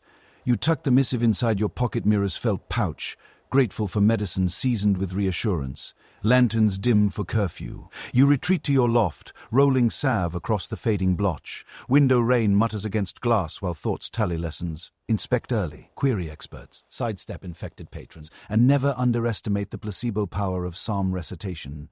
Over goose grease. You remember the barber surgeon's jar and shiver. Leeches remain Plan Z, as sleep tiptoes closer. You wonder whether future scholars will recognize how much quiet housekeeping of the body underpins public gaiety. They may praise city walls, guilds, or war victories, seldom mentioning the scratched wrists where anxiety bled invisible. Historians still argue whether medieval health practices were primitive fumbling or forward-thinking blends of observation and superstition. You suspect truth lies in the middle, same as your bruise. Half caution, half harmless. Rain eases, clouds drift apart, and somewhere a church bell counts a lonely hour. You exhale time-scented air, muscles surrendering to blankets. Tomorrow's challenges wait in sealed envelopes, some stamped with coughs, others with coins. For tonight, the bruise pales to a memory, and dreams creep in, smelling faintly of licorice and lavender, free of drumroll heartbeats, promising rest enough to outpace whatever. Shadows the next dawn sends across your bed. Sunrise burns low along the city wall, tinting the frost-laced rooftops with streaks of copper and pewter. The streets hold a hush of merchants not yet shouting and children not yet running. In this calm, you step into a cramped counting house wedged between a cooper's shop and a baker's oven. The air smells of parchment and the faint singe of yesterday's candle wax. At a desk carved from one hulking plank, a broker sits hunched over a ledger as though it were a confession booth. His quill scratches like a restless cricket. First joke sighs to itself that if coin ever sprouted legs, this man would nail them to the table. The broker looks up and greets you by your chosen name, then gestures toward a stool with one leg shorter than the others. You settle awkwardly while he turns the ledger to reveal tidy rows of figures, each a map of your recent transactions. Under headings written in a fine Gothic hand, you see payments received, house, fees deducted, and the percentage owed for linens, candles, and the service of watchmen. Mainstream historical fact arrives in his calm voice. 14th century municipal brothel records from Augsburg reveal similar accounting down to separate columns for light tax and laundry levy. Even vice, it seems, bows to bureaucracy. A side table holds a small locked coffer, its key dangling from the broker's belt. This is the pledge chest where workers leave security against debts. You place a wrapped silk kerchief inside as collateral for a new line of credit. The broker examines it, eyes calculating resale value if you default. Quirky tidbit drops into the air. Some Venetian courtesans left carved coral charms in these chests, believing coral would sour if its owner's fortune turned bad, warning them to repay quickly. Paper shuffles. The broker produces a loan contract written on lambkin vellum. You skim clauses about late payment penalties, including public posting of names on the counting. House door. He points to a neat marginal note offering early repayment incentives, half a month's interest forgiven if the debt clears before the next new moon. Second joke leans on the ink pot, wondering why saints don't offer similar discounts for sins confessed early. Satisfied with the terms, you press your seal into the warm wax, leaving the swirl pattern unique to your signet ring. The broker tucks the document into a cubby marked with your alias and counts out your advance in clipped silver pennies. The weight sits pleasantly in your palm, each coin a small metallic promise. He advises spreading payments among 3 suppliers to avoid suspicion of sudden wealth. Historians still argue whether such financial caution preserved independence or merely prolonged entanglement with lending houses that fed on cyclical need. Across the desk, a younger clerk tallies today's interest for other clients. He wears the expression of someone calculating down to the breath, his sunglass trickles as he works. When the last grain falls, he swaps it for another without looking up. Third joke strolls in, noting that if patience were currency, clerks could buy entire kingdoms. Before leaving, you visit the broker's storeroom stacked with bundles of parchment contracts tied in green ribbon. He insists on keeping every agreement for at least a decade in case disputes arise. A corner cabinet holds confiscated pledges. A jet comb inlaid with ivory, a cloak pin shaped like a griffin. Even a worn psalter, some items will never be reclaimed. The pledges become silent trophies of the counting house. Quirky tidbit 2 rests here. Certain towns auctioned unclaimed pledges publicly, turning the event into a spectator sport, complete with bidding wars and musicians. Coin secured, you step back into the street. Frost still whitens the cobbles, but the city has awakened. Fishmongers spread fresh catch on wooden slabs, and the smell of brine mixes with wood smoke. You stop at a scribe's booth to commission 2 small contracts of your own. Agreements for regular patrons to pay in advance for said evenings each week. The scribe dips his quill, scratches clauses, and reads them aloud with theatrical solemnity. You pay his fee, tucking the rolled parchments into your satchel alongside the silver. By midday, you reach the linen market, where bolts of fabric sway in the breeze like frozen waterfalls. You purchase fresh sheets and a sturdy hemp rope to replace the frayed line. In your chamber, from a nearby stall you buy a narrow locking box for coins, its hinges smelling faintly of pine tar. A locksmith demonstrates the keys bite with a flourish, insisting the design is thief-proof, unless the thief also happens to be a locksmith. First joke circles back, muttering that honesty is safest when you cannot afford the lock. Afternoon finds you in a tavern corner, ledger open, counting the morning's acquisitions against the new loan. The arithmetic leaves you enough to stock rose oil and almond paste for next week's appointments. You list repayments on a scrap of parchment and fold it into your kerchief pouch. The rhythm of planning soothes you, even knowing plans in this city last about as long as unguarded pastries. Outside, clouds knit themselves across the winter sky. As you head toward your lodging, coins clink softly in the lockbox under your arm. Each step feels heavier with the knowledge that silver can both cushion and chain. Historians still argue whether the medieval credit web was a ladder towards stability or a noose disguised as opportunity. Either way, your climb begins again with every coin you sign for. And tonight, you will trade time, stories, and a measure of self for the means to keep that ladder upright. The late winter air tastes of wood smoke and hot wine as you step into the festival quarter where stalls sprout like mushrooms in every patch of open ground. Strings of copper bells tremble between poles, chiming whenever a gust from the river slips through. Crowds press shoulder to shoulder, the press warm enough to fog every polished mask. Tonight is carnival, and for a few wild hours the city pretends there is no difference between cobbler and count, merchant and mendicant. Joke slinks in wearing feathers, noting that equality always seems easier when everyone is too drunk to remember their titles. Under an awning painted with peacocks, a troupe of masked dancers spins in a circle, skirts flashing embroidered suns and moons. Their leader wears a fox mask of lacquered pine, a reminder that carnival favors cunning over virtue. Mainstream historical fact pirouettes into the scene. In Venice during the 15th century, masks allowed nobles to gamble in taverns alongside commoners, without scandal. and also gave workers a shield to mingle with clients freely. Cities across Europe copied the tradition, weaving anonymity into their merrymaking. Closer to the fountain, 2 bakers sell sweet fritters dusted with sugar, so thick it falls like early snow.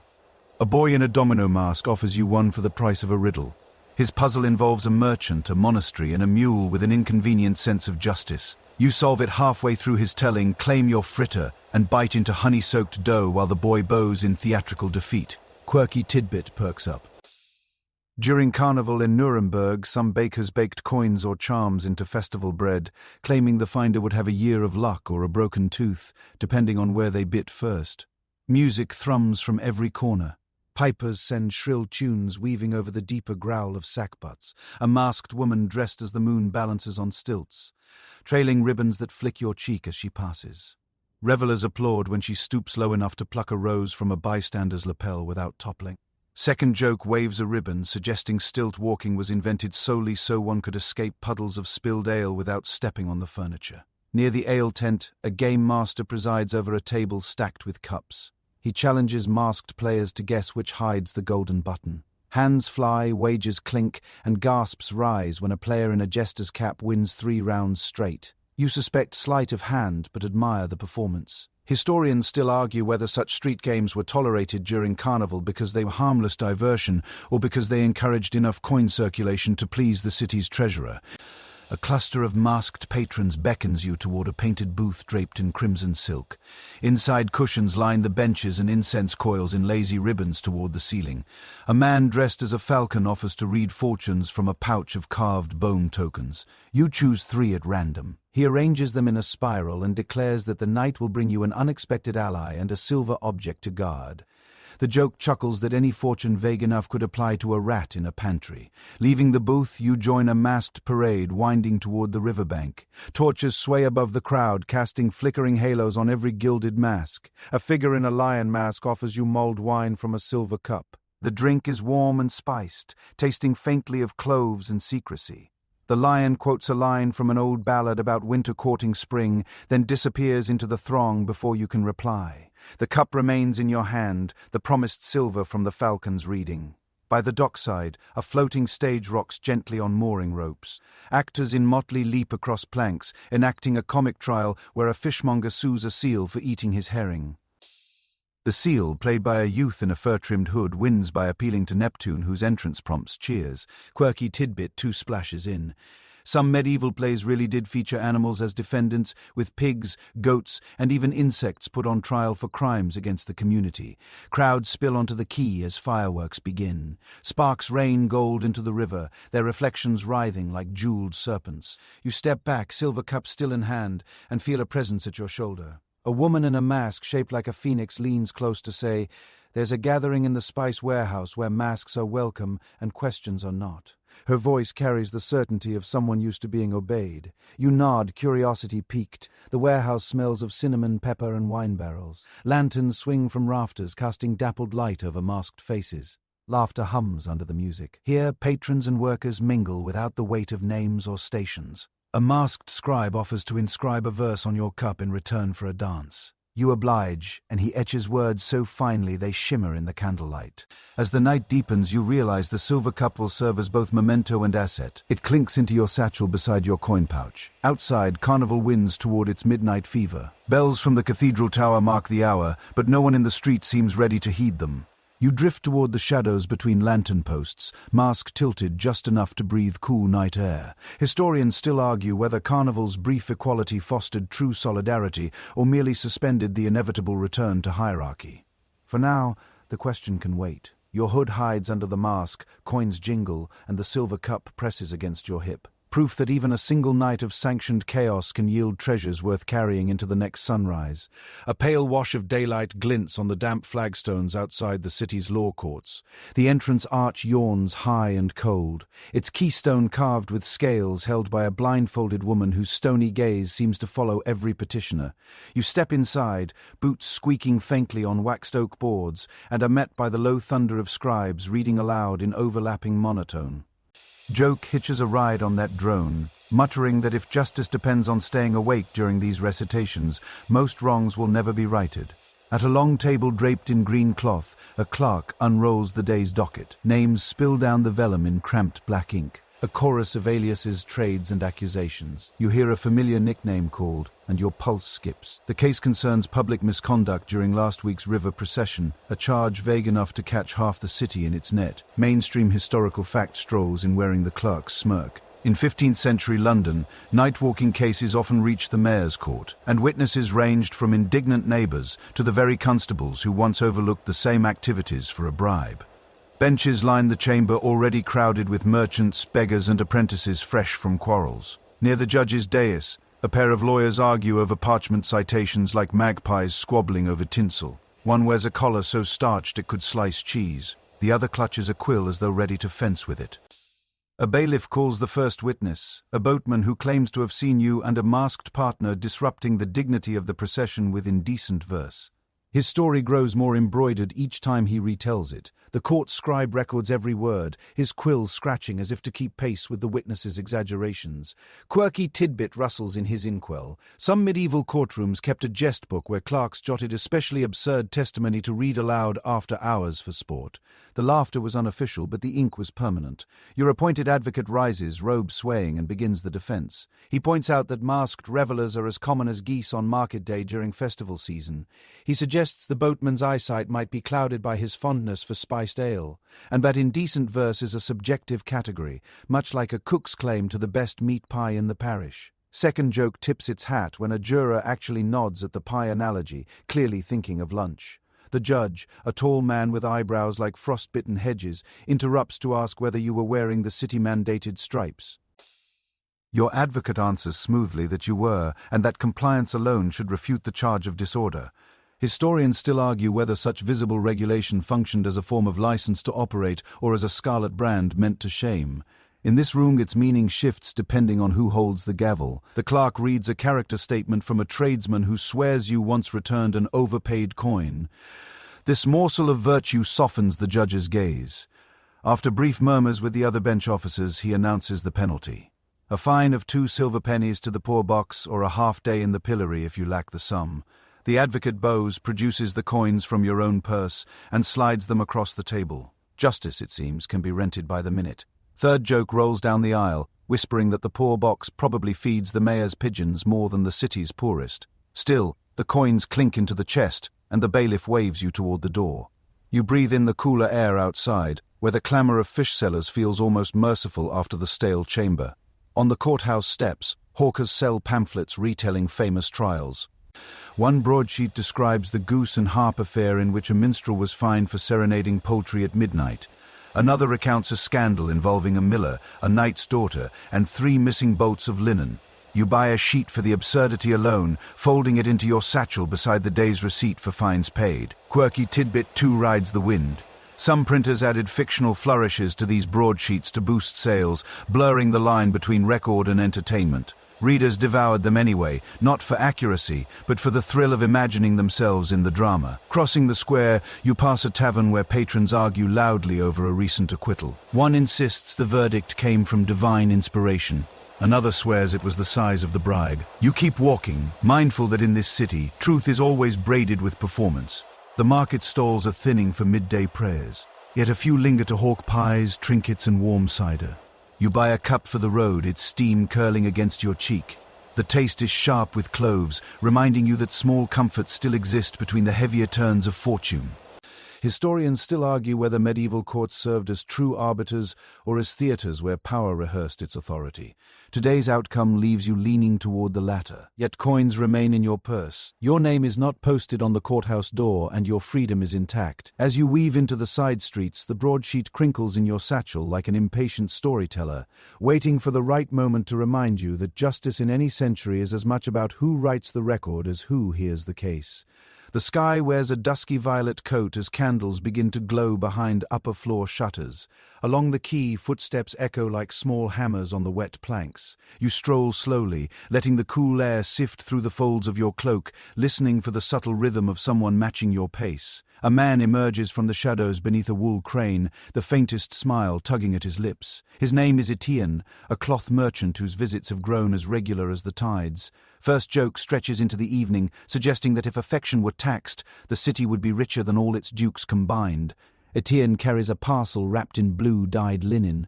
He presses it into your hands with a shyness you rarely see in men whose coin purses carry such weight.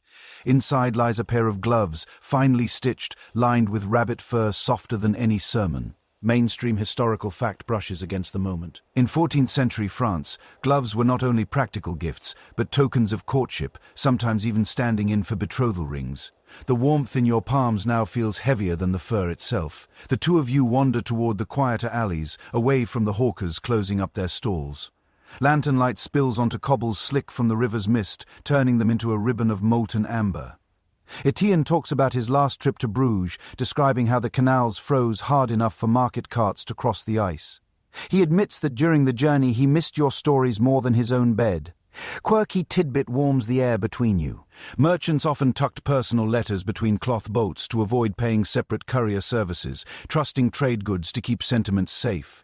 You reach a small riverside inn and take a seat by the window. The keeper serves spiced wine in pewter mugs, the steam curling like stage smoke. Ask about your health, your work, and the bruise still faint on your arm. He listens in a way that is neither transaction nor curiosity, but something slower, riskier. Second joke sidles between the mugs, noting that if all customers were this attentive, you might spend more hours drinking wine than earning coin. Your replies are honest enough to keep him close, yet careful enough to protect your footing. There is always the unspoken line. Affection is sweet, but it must not dull the instincts that keep your purse filled and your name clear. Historians still argue whether relationships between workers and regulars offered a ladder out of the trade or only another kind of dependency dressed in velvet. Tonight the question hums quietly beneath Etienne's steady gaze. He asks to see the harbour lanterns with you before curfew. Out on the quay, wind tugs at your hood, and the smell of pitch torches mingles with salt and wood.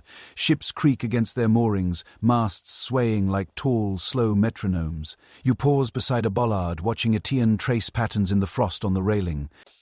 He tells you about a vineyard his family keeps far inland, where the hills are gentle and the nights full of cricket song. The image hovers like a painted panel. Soft colours, a world without street criers or counting house ledgers. Third joke flickers as you imagine yourself trying to herd vineyard geese while wearing the city's regulation hood. The thought dissolves into laughter shared between you. Etienne smiles, but his eyes carry the weight of someone wishing the laugh would anchor you to him. As the cathedral bells count the hour before curfew, you walk back toward the brighter streets. At the edge of the market square he pauses, fingers brushing yours before letting go. The gloves remain in your satchel, heavy with their unspoken question. He promises to return after his next trading journey, and you know he will unless war, weather, or marriage intervenes. Back among the closing stalls, the spice seller offers you a pinch of cinnamon to chew against the cold. You accept, the sharp sweetness mixing with the lingering taste of wine. Quirky tidbit too slips in. Cinnamon was once so dear in England that a pound could buy a year's worth of wool for a modest household. Holding it on your tongue feels briefly extravagant, a reminder of how small luxuries can tether themselves to memory. Night deepens. You pass under a street lamp where moths orbit the flame, wings glinting like gilt coins. The gloves in your bag warm under your hand as you imagine their scent absorbing tonight's damp river wind. You know the boundary between affection and attachment must remain as clear as candle wax on polished wood. Yet the human part of you leans toward the soft risk of believing someone might care beyond the coin. Historians still argue whether love in such places could ever survive the daylight unaltered. But tonight, the gloves speak a language older than commerce, one you carry away under the city's sleeping eaves. Your pace slowed just enough to let the feeling breathe. A wind from the harbour whips between rows of timber-framed houses, snapping the bright cloth of the market awnings. You walk toward the foreign quarter where accents scatter like spilled peppercorns and the air hums with the mingled scents of anise, saffron and smoked fish.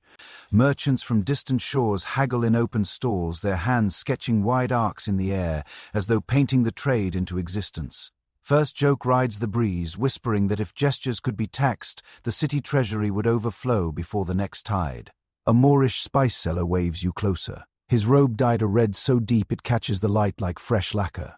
From a carved cedar chest he lifts cones of ambergris wrapped in waxed paper, explaining their rarity with a conspirator's smile. You trade 2 copper coins for a sliver no larger than your thumb. Mainstream historical fact leans in. Ambergris, formed in the bellies of sperm whales, was prized across medieval Europe for perfuming oils and even flavoring food, making it one of the strangest luxuries to cross a merchant's deck. Deeper in the quarter, a Greek jeweler polishes silver bracelets in the doorway of his shop. He offers you one shaped like a coiled serpent, its eyes tiny chips of green glass. He swears the design brings protection to travelers and allure to the wearer.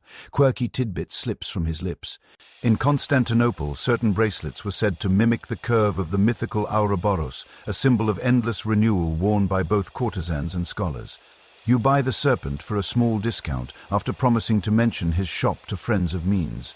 Turning a corner, you find the silk dealer's arcade, where bolts of cloth shimmer in the dim light like still ponds catching the moon. A woman from Damascus smooths a length of green satin over her arm, inviting you to touch it. The fabric is cool, weighty, and impossibly smooth. She tells you how the dye comes from crushed leaves boiled with pomegranate rind, a recipe carried by caravans across deserts. Second joke drapes itself over the cloth, noting that this fabric might last longer than some marriages in the city. Not far away, a stall shaded by blue-edged tapestry sells tiny bottles of attar.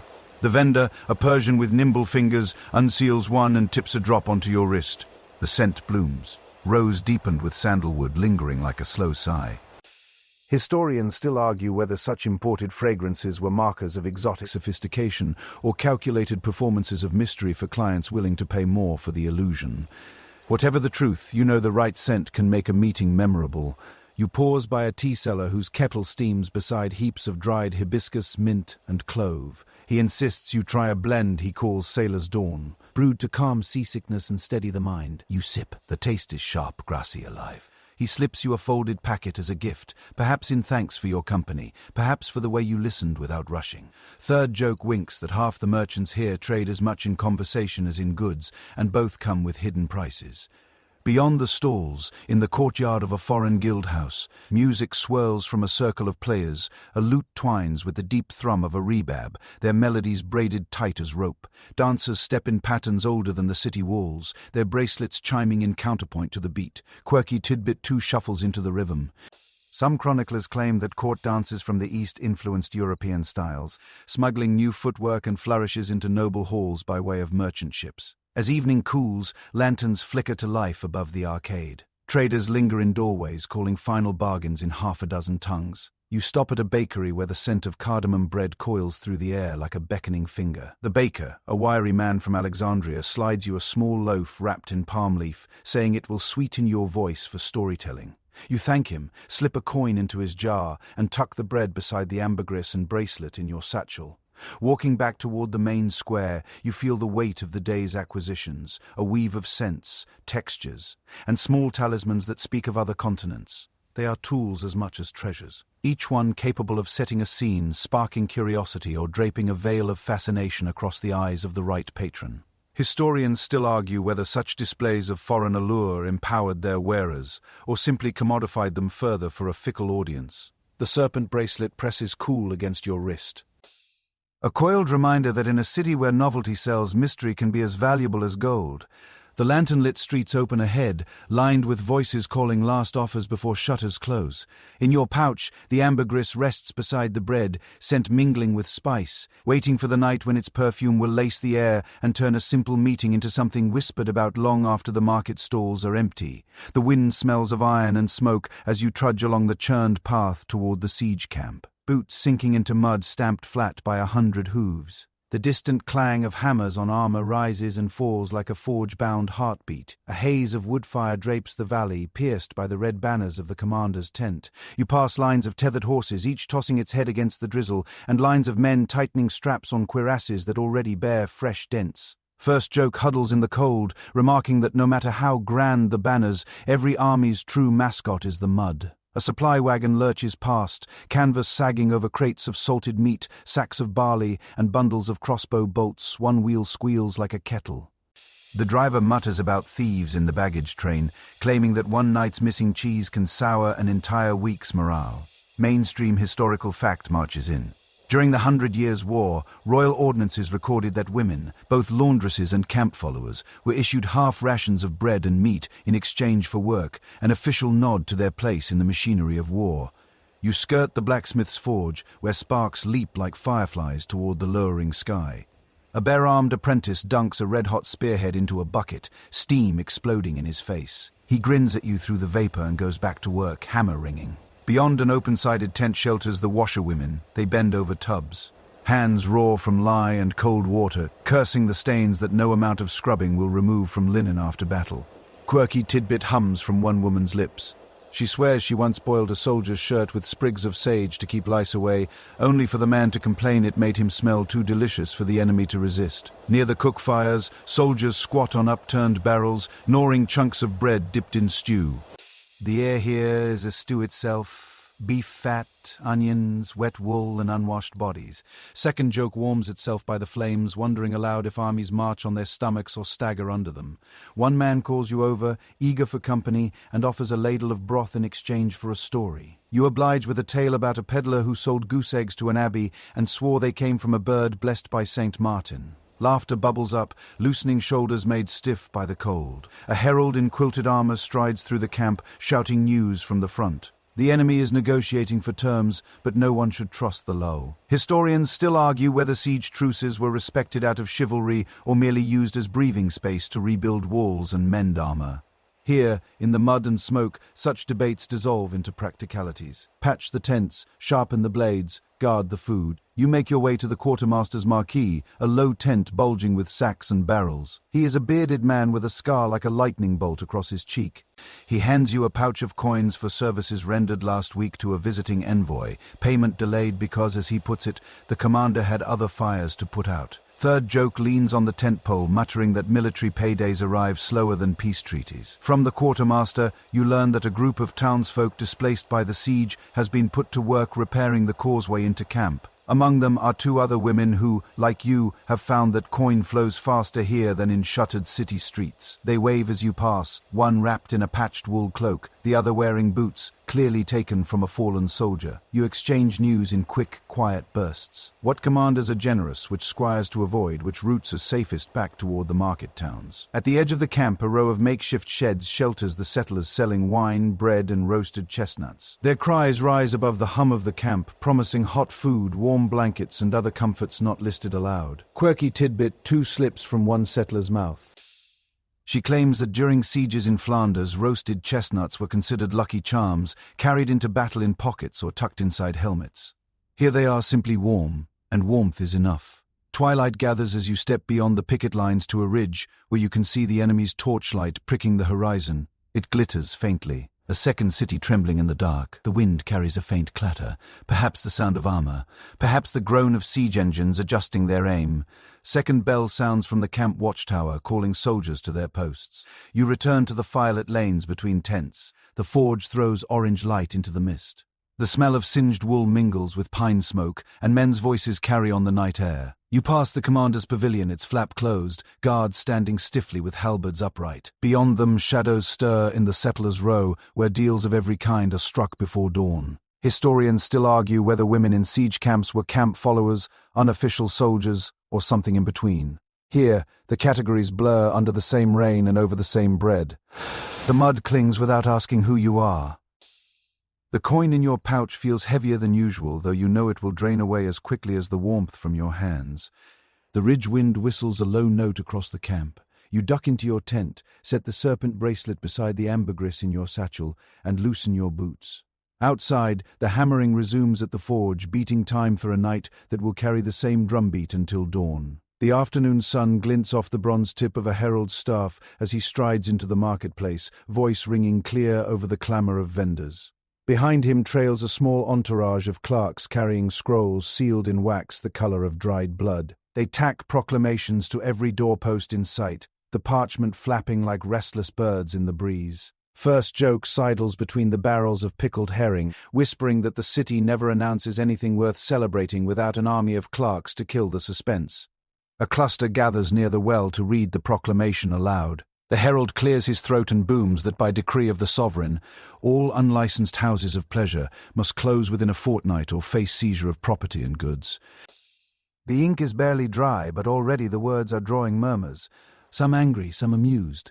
Mainstream historical fact strolls into the square. In 1358, Edward III of England issued similar closures for Southwark stews, only to reverse them months later when he realized the lost tax revenue outweighed the moral triumph. The clerks move on to the next street, but the shock lingers. Shopkeepers whisper about neighbors who will be ruined. Others grumble that the city will only tighten its grip, charging higher fees for the few licenses that remain. Quirky tidbit perches on the lip of the well. In certain German cities, outlawed houses were quickly rebranded as singing rooms or massage parlors, their signs painted with coy symbols to satisfy the letter, if not the spirit of the law. You make your way toward the Guildhall where petitions are being drafted. Inside, the air smells of ink, wool cloaks, and a faint whiff of panic. Representatives of licensed houses sit in a semicircle, muttering in half a dozen dialects. A notary with a chain of office thicker than a belt reads out possible compromises. Higher taxes, stricter health inspections, mandatory attendance at confession. Second joke doffs its hat, noting that salvation is apparently available for purchase in monthly installments. An older madam named Yoria stands to speak. She argues that sudden closures will scatter workers into the streets where neither health nor safety can be monitored, creating more danger, not less. Her words draw nods from the notary, who knows the statistics but cannot say so too loudly. Historians still argue whether these back-and-forth decrees were deliberate bargaining tactics between rulers and trade leaders or merely the product of competing moral and fiscal pressures. By dusk, the petitions are signed and sealed for delivery to the palace. You step into the street where lamplighters are making their rounds. The evening crowd swells, gossip flowing faster than wine. A fishmonger claims he heard the decree will be lifted within days. A tanner swears this time the closures will hold because the bishop himself pressed the sovereign. Third joke grins at the contradiction, muttering that nothing unites a city faster than two equally confident but opposite rumors. Past the square, you slip into a wine shop where a trusted acquaintance waits with news from the palace kitchens. Over cups of spiced red, he explains that the Queen's Chamberlain fears unrest among soldiers stationed in the capital if all amusements are shuttered.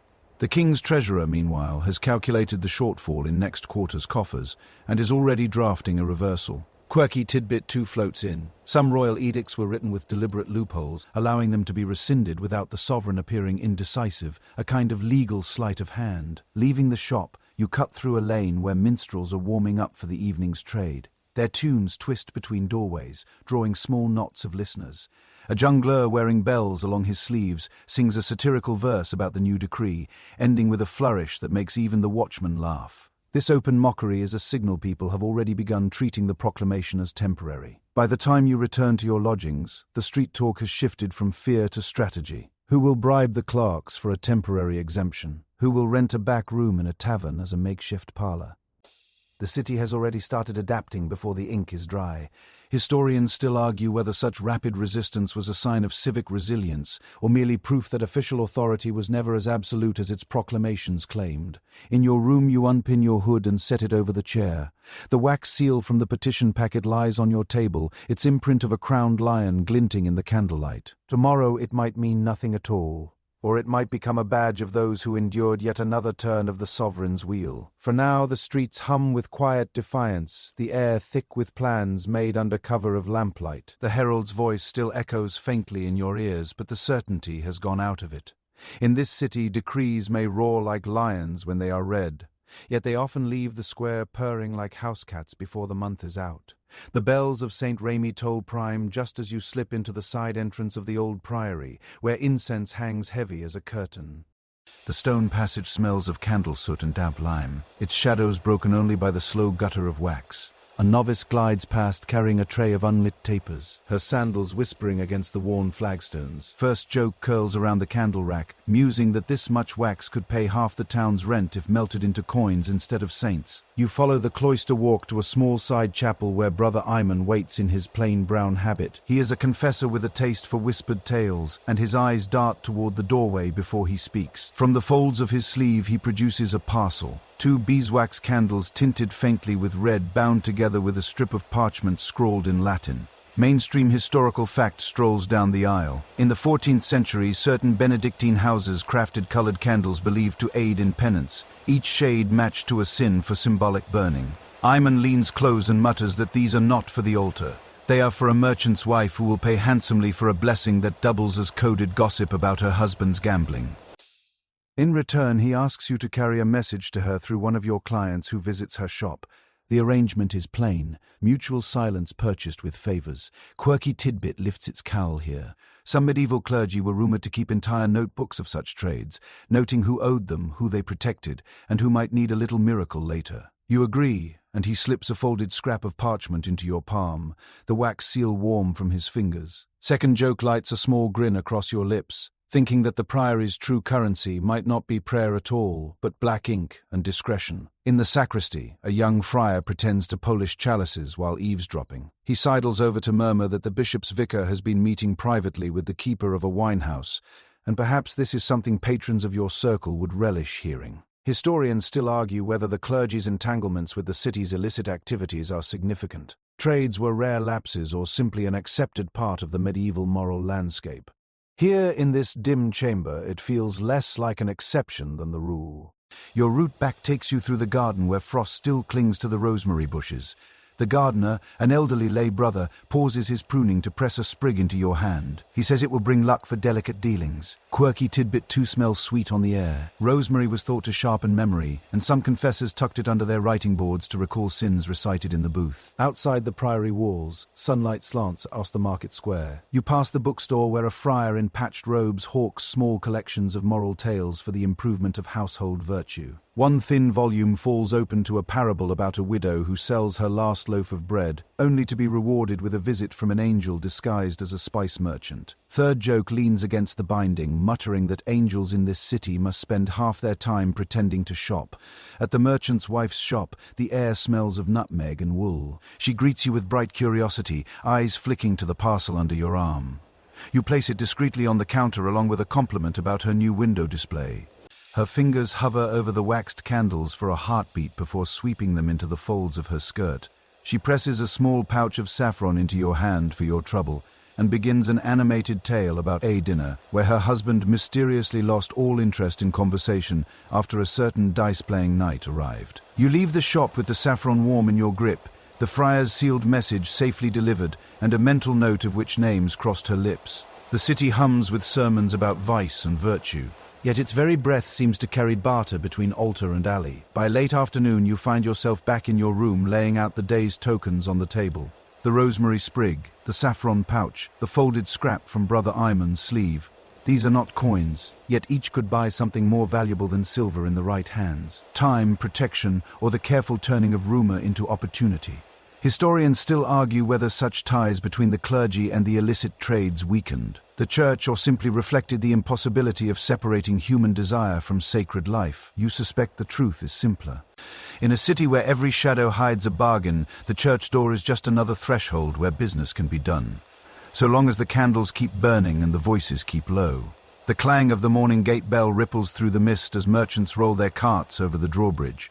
You join the stream of travelers funneling toward the open countryside, boots sinking into ruts left by last night's rain. The air smells of wet earth and wood smoke threaded with the sharper scent of crushed nettles where a wagon wheel strayed too close to the verge. First joke hitches a ride on a passing donkey cart, suggesting that if the city taxed potholes, they could fund an entire new wall. You are bound for a roadside inn at the fork of two trade roads, a place known for its generous bowls of stew and for welcoming those who do not ask too many questions. Mainstream historical fact walks beside you. In 14th century Burgundy, toll house records note that certain inns paid special hospitality levies, thinly veiled bribes to operate as discreet meeting spots for merchants and their unofficial companions. Such levies brought tolerance, though not immunity, from the watch. The journey takes you past hedgerows tangled with hawthorn. Sparrows dart in and out of the brambles, scattering raindrops like thrown beads. At a shallow ford, a group of pilgrims huddles under a canvas sheet, their tin badges dull in the dim light.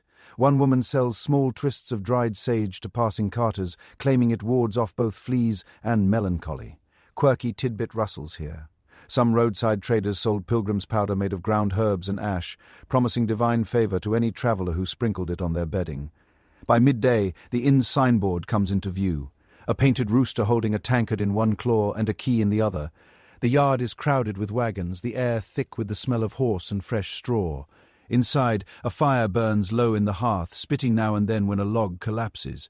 The innkeeper, a stout woman in a wine-coloured kirtle, greets you with a nod that says she already knows your name and your purpose. Second joke sits itself by the hearth, musing that gossip here travels faster than any mounted courier. You take a seat in the far corner where the shadows soften faces and the bench is warmed by the wall flue. Soon a merchant from the Low Countries joins you, shrugging off a cloak dotted with road mud. He speaks in a low tone about a cargo of dyed wool he needs to sell quickly before the fairs end. You listen, offering to introduce him to two drapers back in the city, men known to pay promptly if not always honestly. Historians still argue whether such introductions were simple networking or carefully brokered trades that blurred into informal contracts. A serving girl brings trenchers of rabbit stew, the broth rich with leeks and marjoram. She slips you a folded scrap beneath the bread, a note from a client who will arrive after Vespers. The merchant pretends not to notice, though the corner of his mouth curls with the knowledge that deals come in many shapes.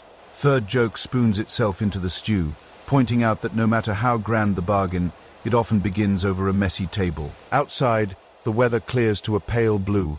Wagoners lean against the stable wall, swapping tales about storms on the northern road and the best places to buy oatcakes. A fiddler sets up by the gate, his bow coaxing bright notes that scatter across the yard like tossed coins. Quirky Tidbit too hums along. Travelling minstrels often acted as informal news carriers, passing local scandals from town to town in the form of catchy rhymes that could outlast any official proclamation. As the sun tilts westward, a group of foreign traders enters the common room, their tunics trimmed in bright green braid. One recognizes you from a harbour banquet months ago and greets you warmly. Conversation drifts from cargo prices to the strange customs of distant ports, like the Adriatic town where sailors buy roasted chestnuts as love tokens. You file away the detail. Charm lies in remembering such morsels when the time is right. Later, the client from the note arrives, cloaked and hooded, carrying the air of a man who prefers doorways to the open street. You lead him to a smaller chamber upstairs, where the fire burns hotter, the curtains drawn against prying eyes. His visit is brief but profitable, and when he departs, he leaves behind a purse whose weight more than covers the cost of your journey. Evening falls, and the inn shifts to its night rhythm. The fiddler plays slower tunes. Patrons lean closer over their cups, and the stable boys settle into lofts with the quiet resignation of those who rise before dawn. You finish your wine, watching shadows flicker over the rooster on the signboard outside the window. Historians still argue whether such roadside meetings were part of a larger web of organized trade or simply the natural byproduct of travelers seeking company. Either way, the inn has served its purpose. Shelter, profit, and threads of new opportunity to weave back into the city's tapestry. You pull your cloak tight, tucking the heavy purse beneath it, and step into the cool night air where the roads fork, knowing you will choose the one that leads to more than just home. A restless wind sweeps along the quay, rattling the lines against the moored ships and carrying the mingled scents of tar, brine, and fish scales. The tide is turning, and with it comes a flotilla of merchant cogs, their sails patched in a dozen colors like flags of improvised nations. You make your way toward the harbour warehouse, where the customs clerks have set up long trestle tables for incoming cargo declarations. Joke leans on a coil of rope, noting that the only thing slower than the tide is a customs officer with a quill.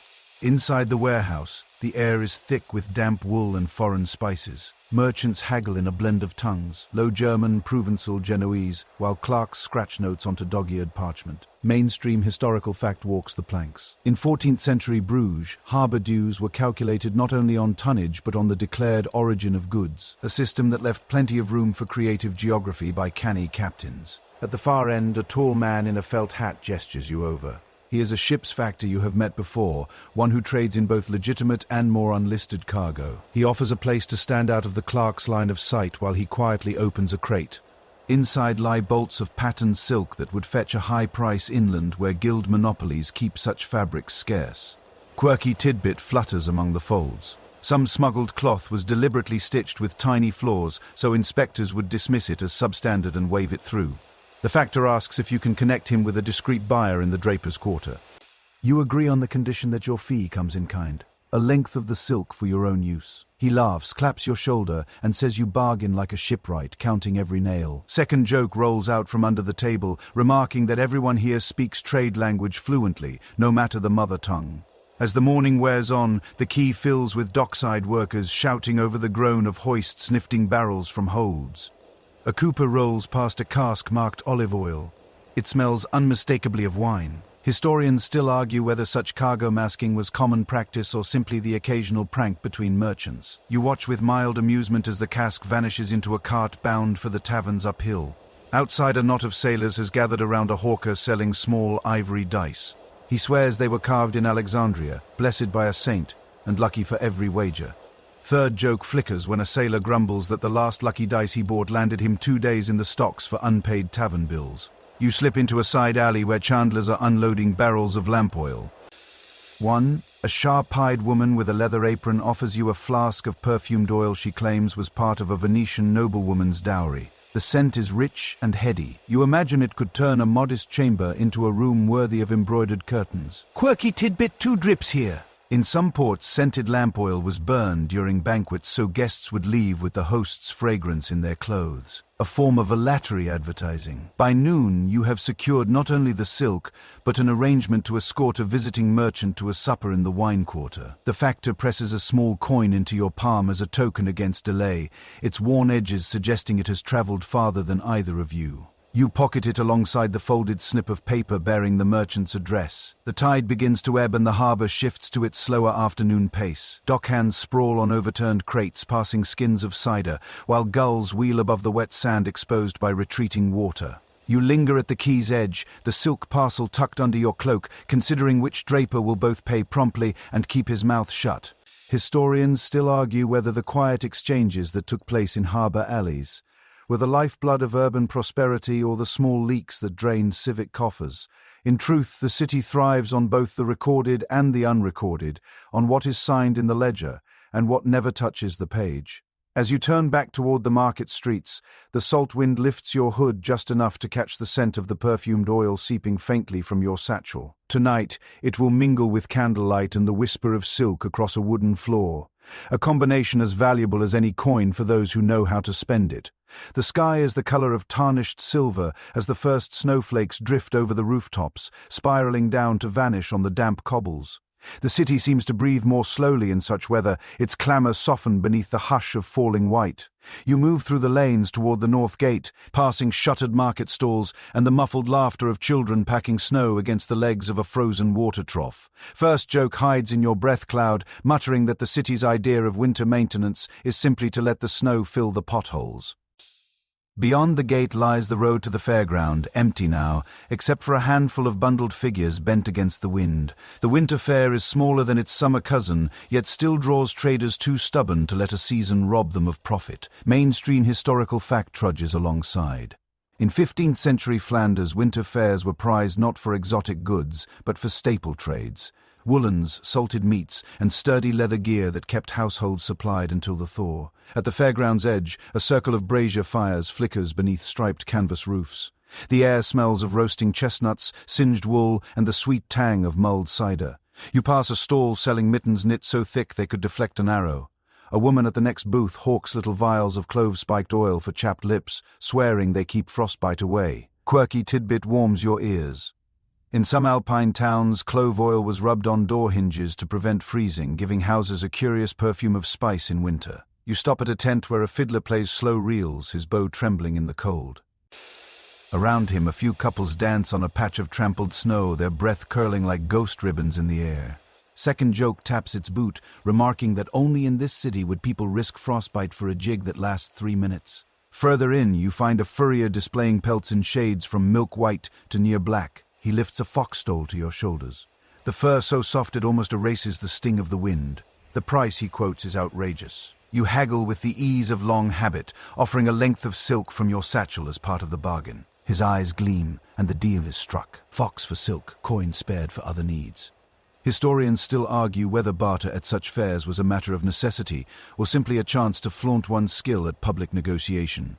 A potterella's waves you over to see a stack of earthenware bowls glazed in deep cobalt.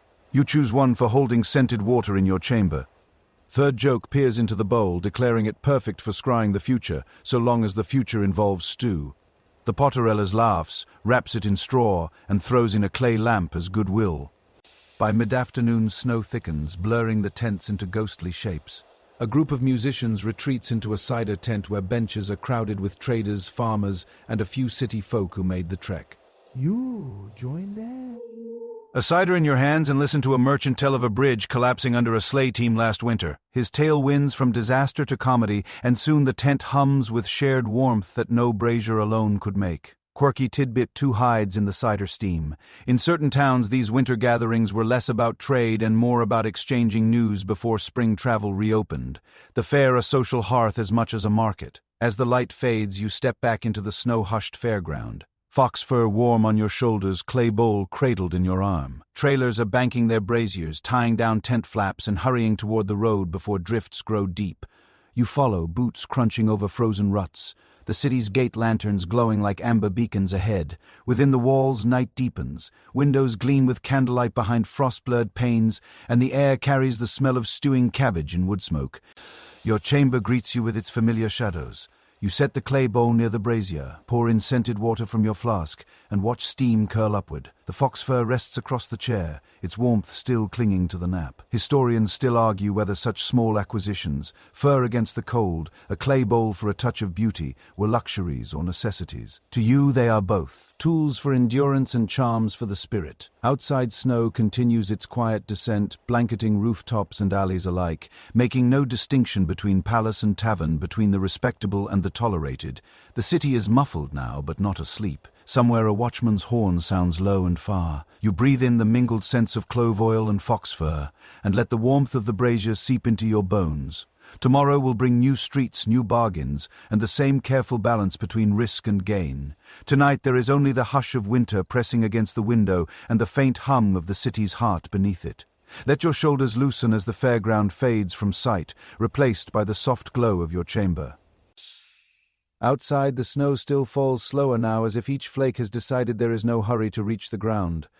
The fox fur keeps its quiet watch on the chair. The clay bowl sends up a fragrant mist, and the city's noises have dwindled to the steady breath of a place wrapped in winter's arms. The air is warm, scented faintly of spice and wood smoke, and the dim light smooths every hard edge into something gentle.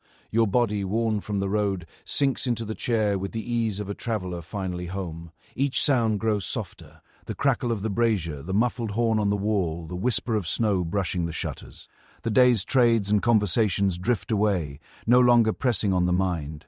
You are held in a stillness that asks for nothing but rest. The steam from the bowl curls upward like a slow-moving ribbon, catching the lamplight before it vanishes into the shadows. Outside, the snow will keep falling. Roofs will grow soft with white, and the streets will be waiting when you choose to walk them again. For now, let the warmth anchor you, and the quiet carry you towards sleep, where the city's tangled fortunes can untangle in their own time. Good night, sweet dreams.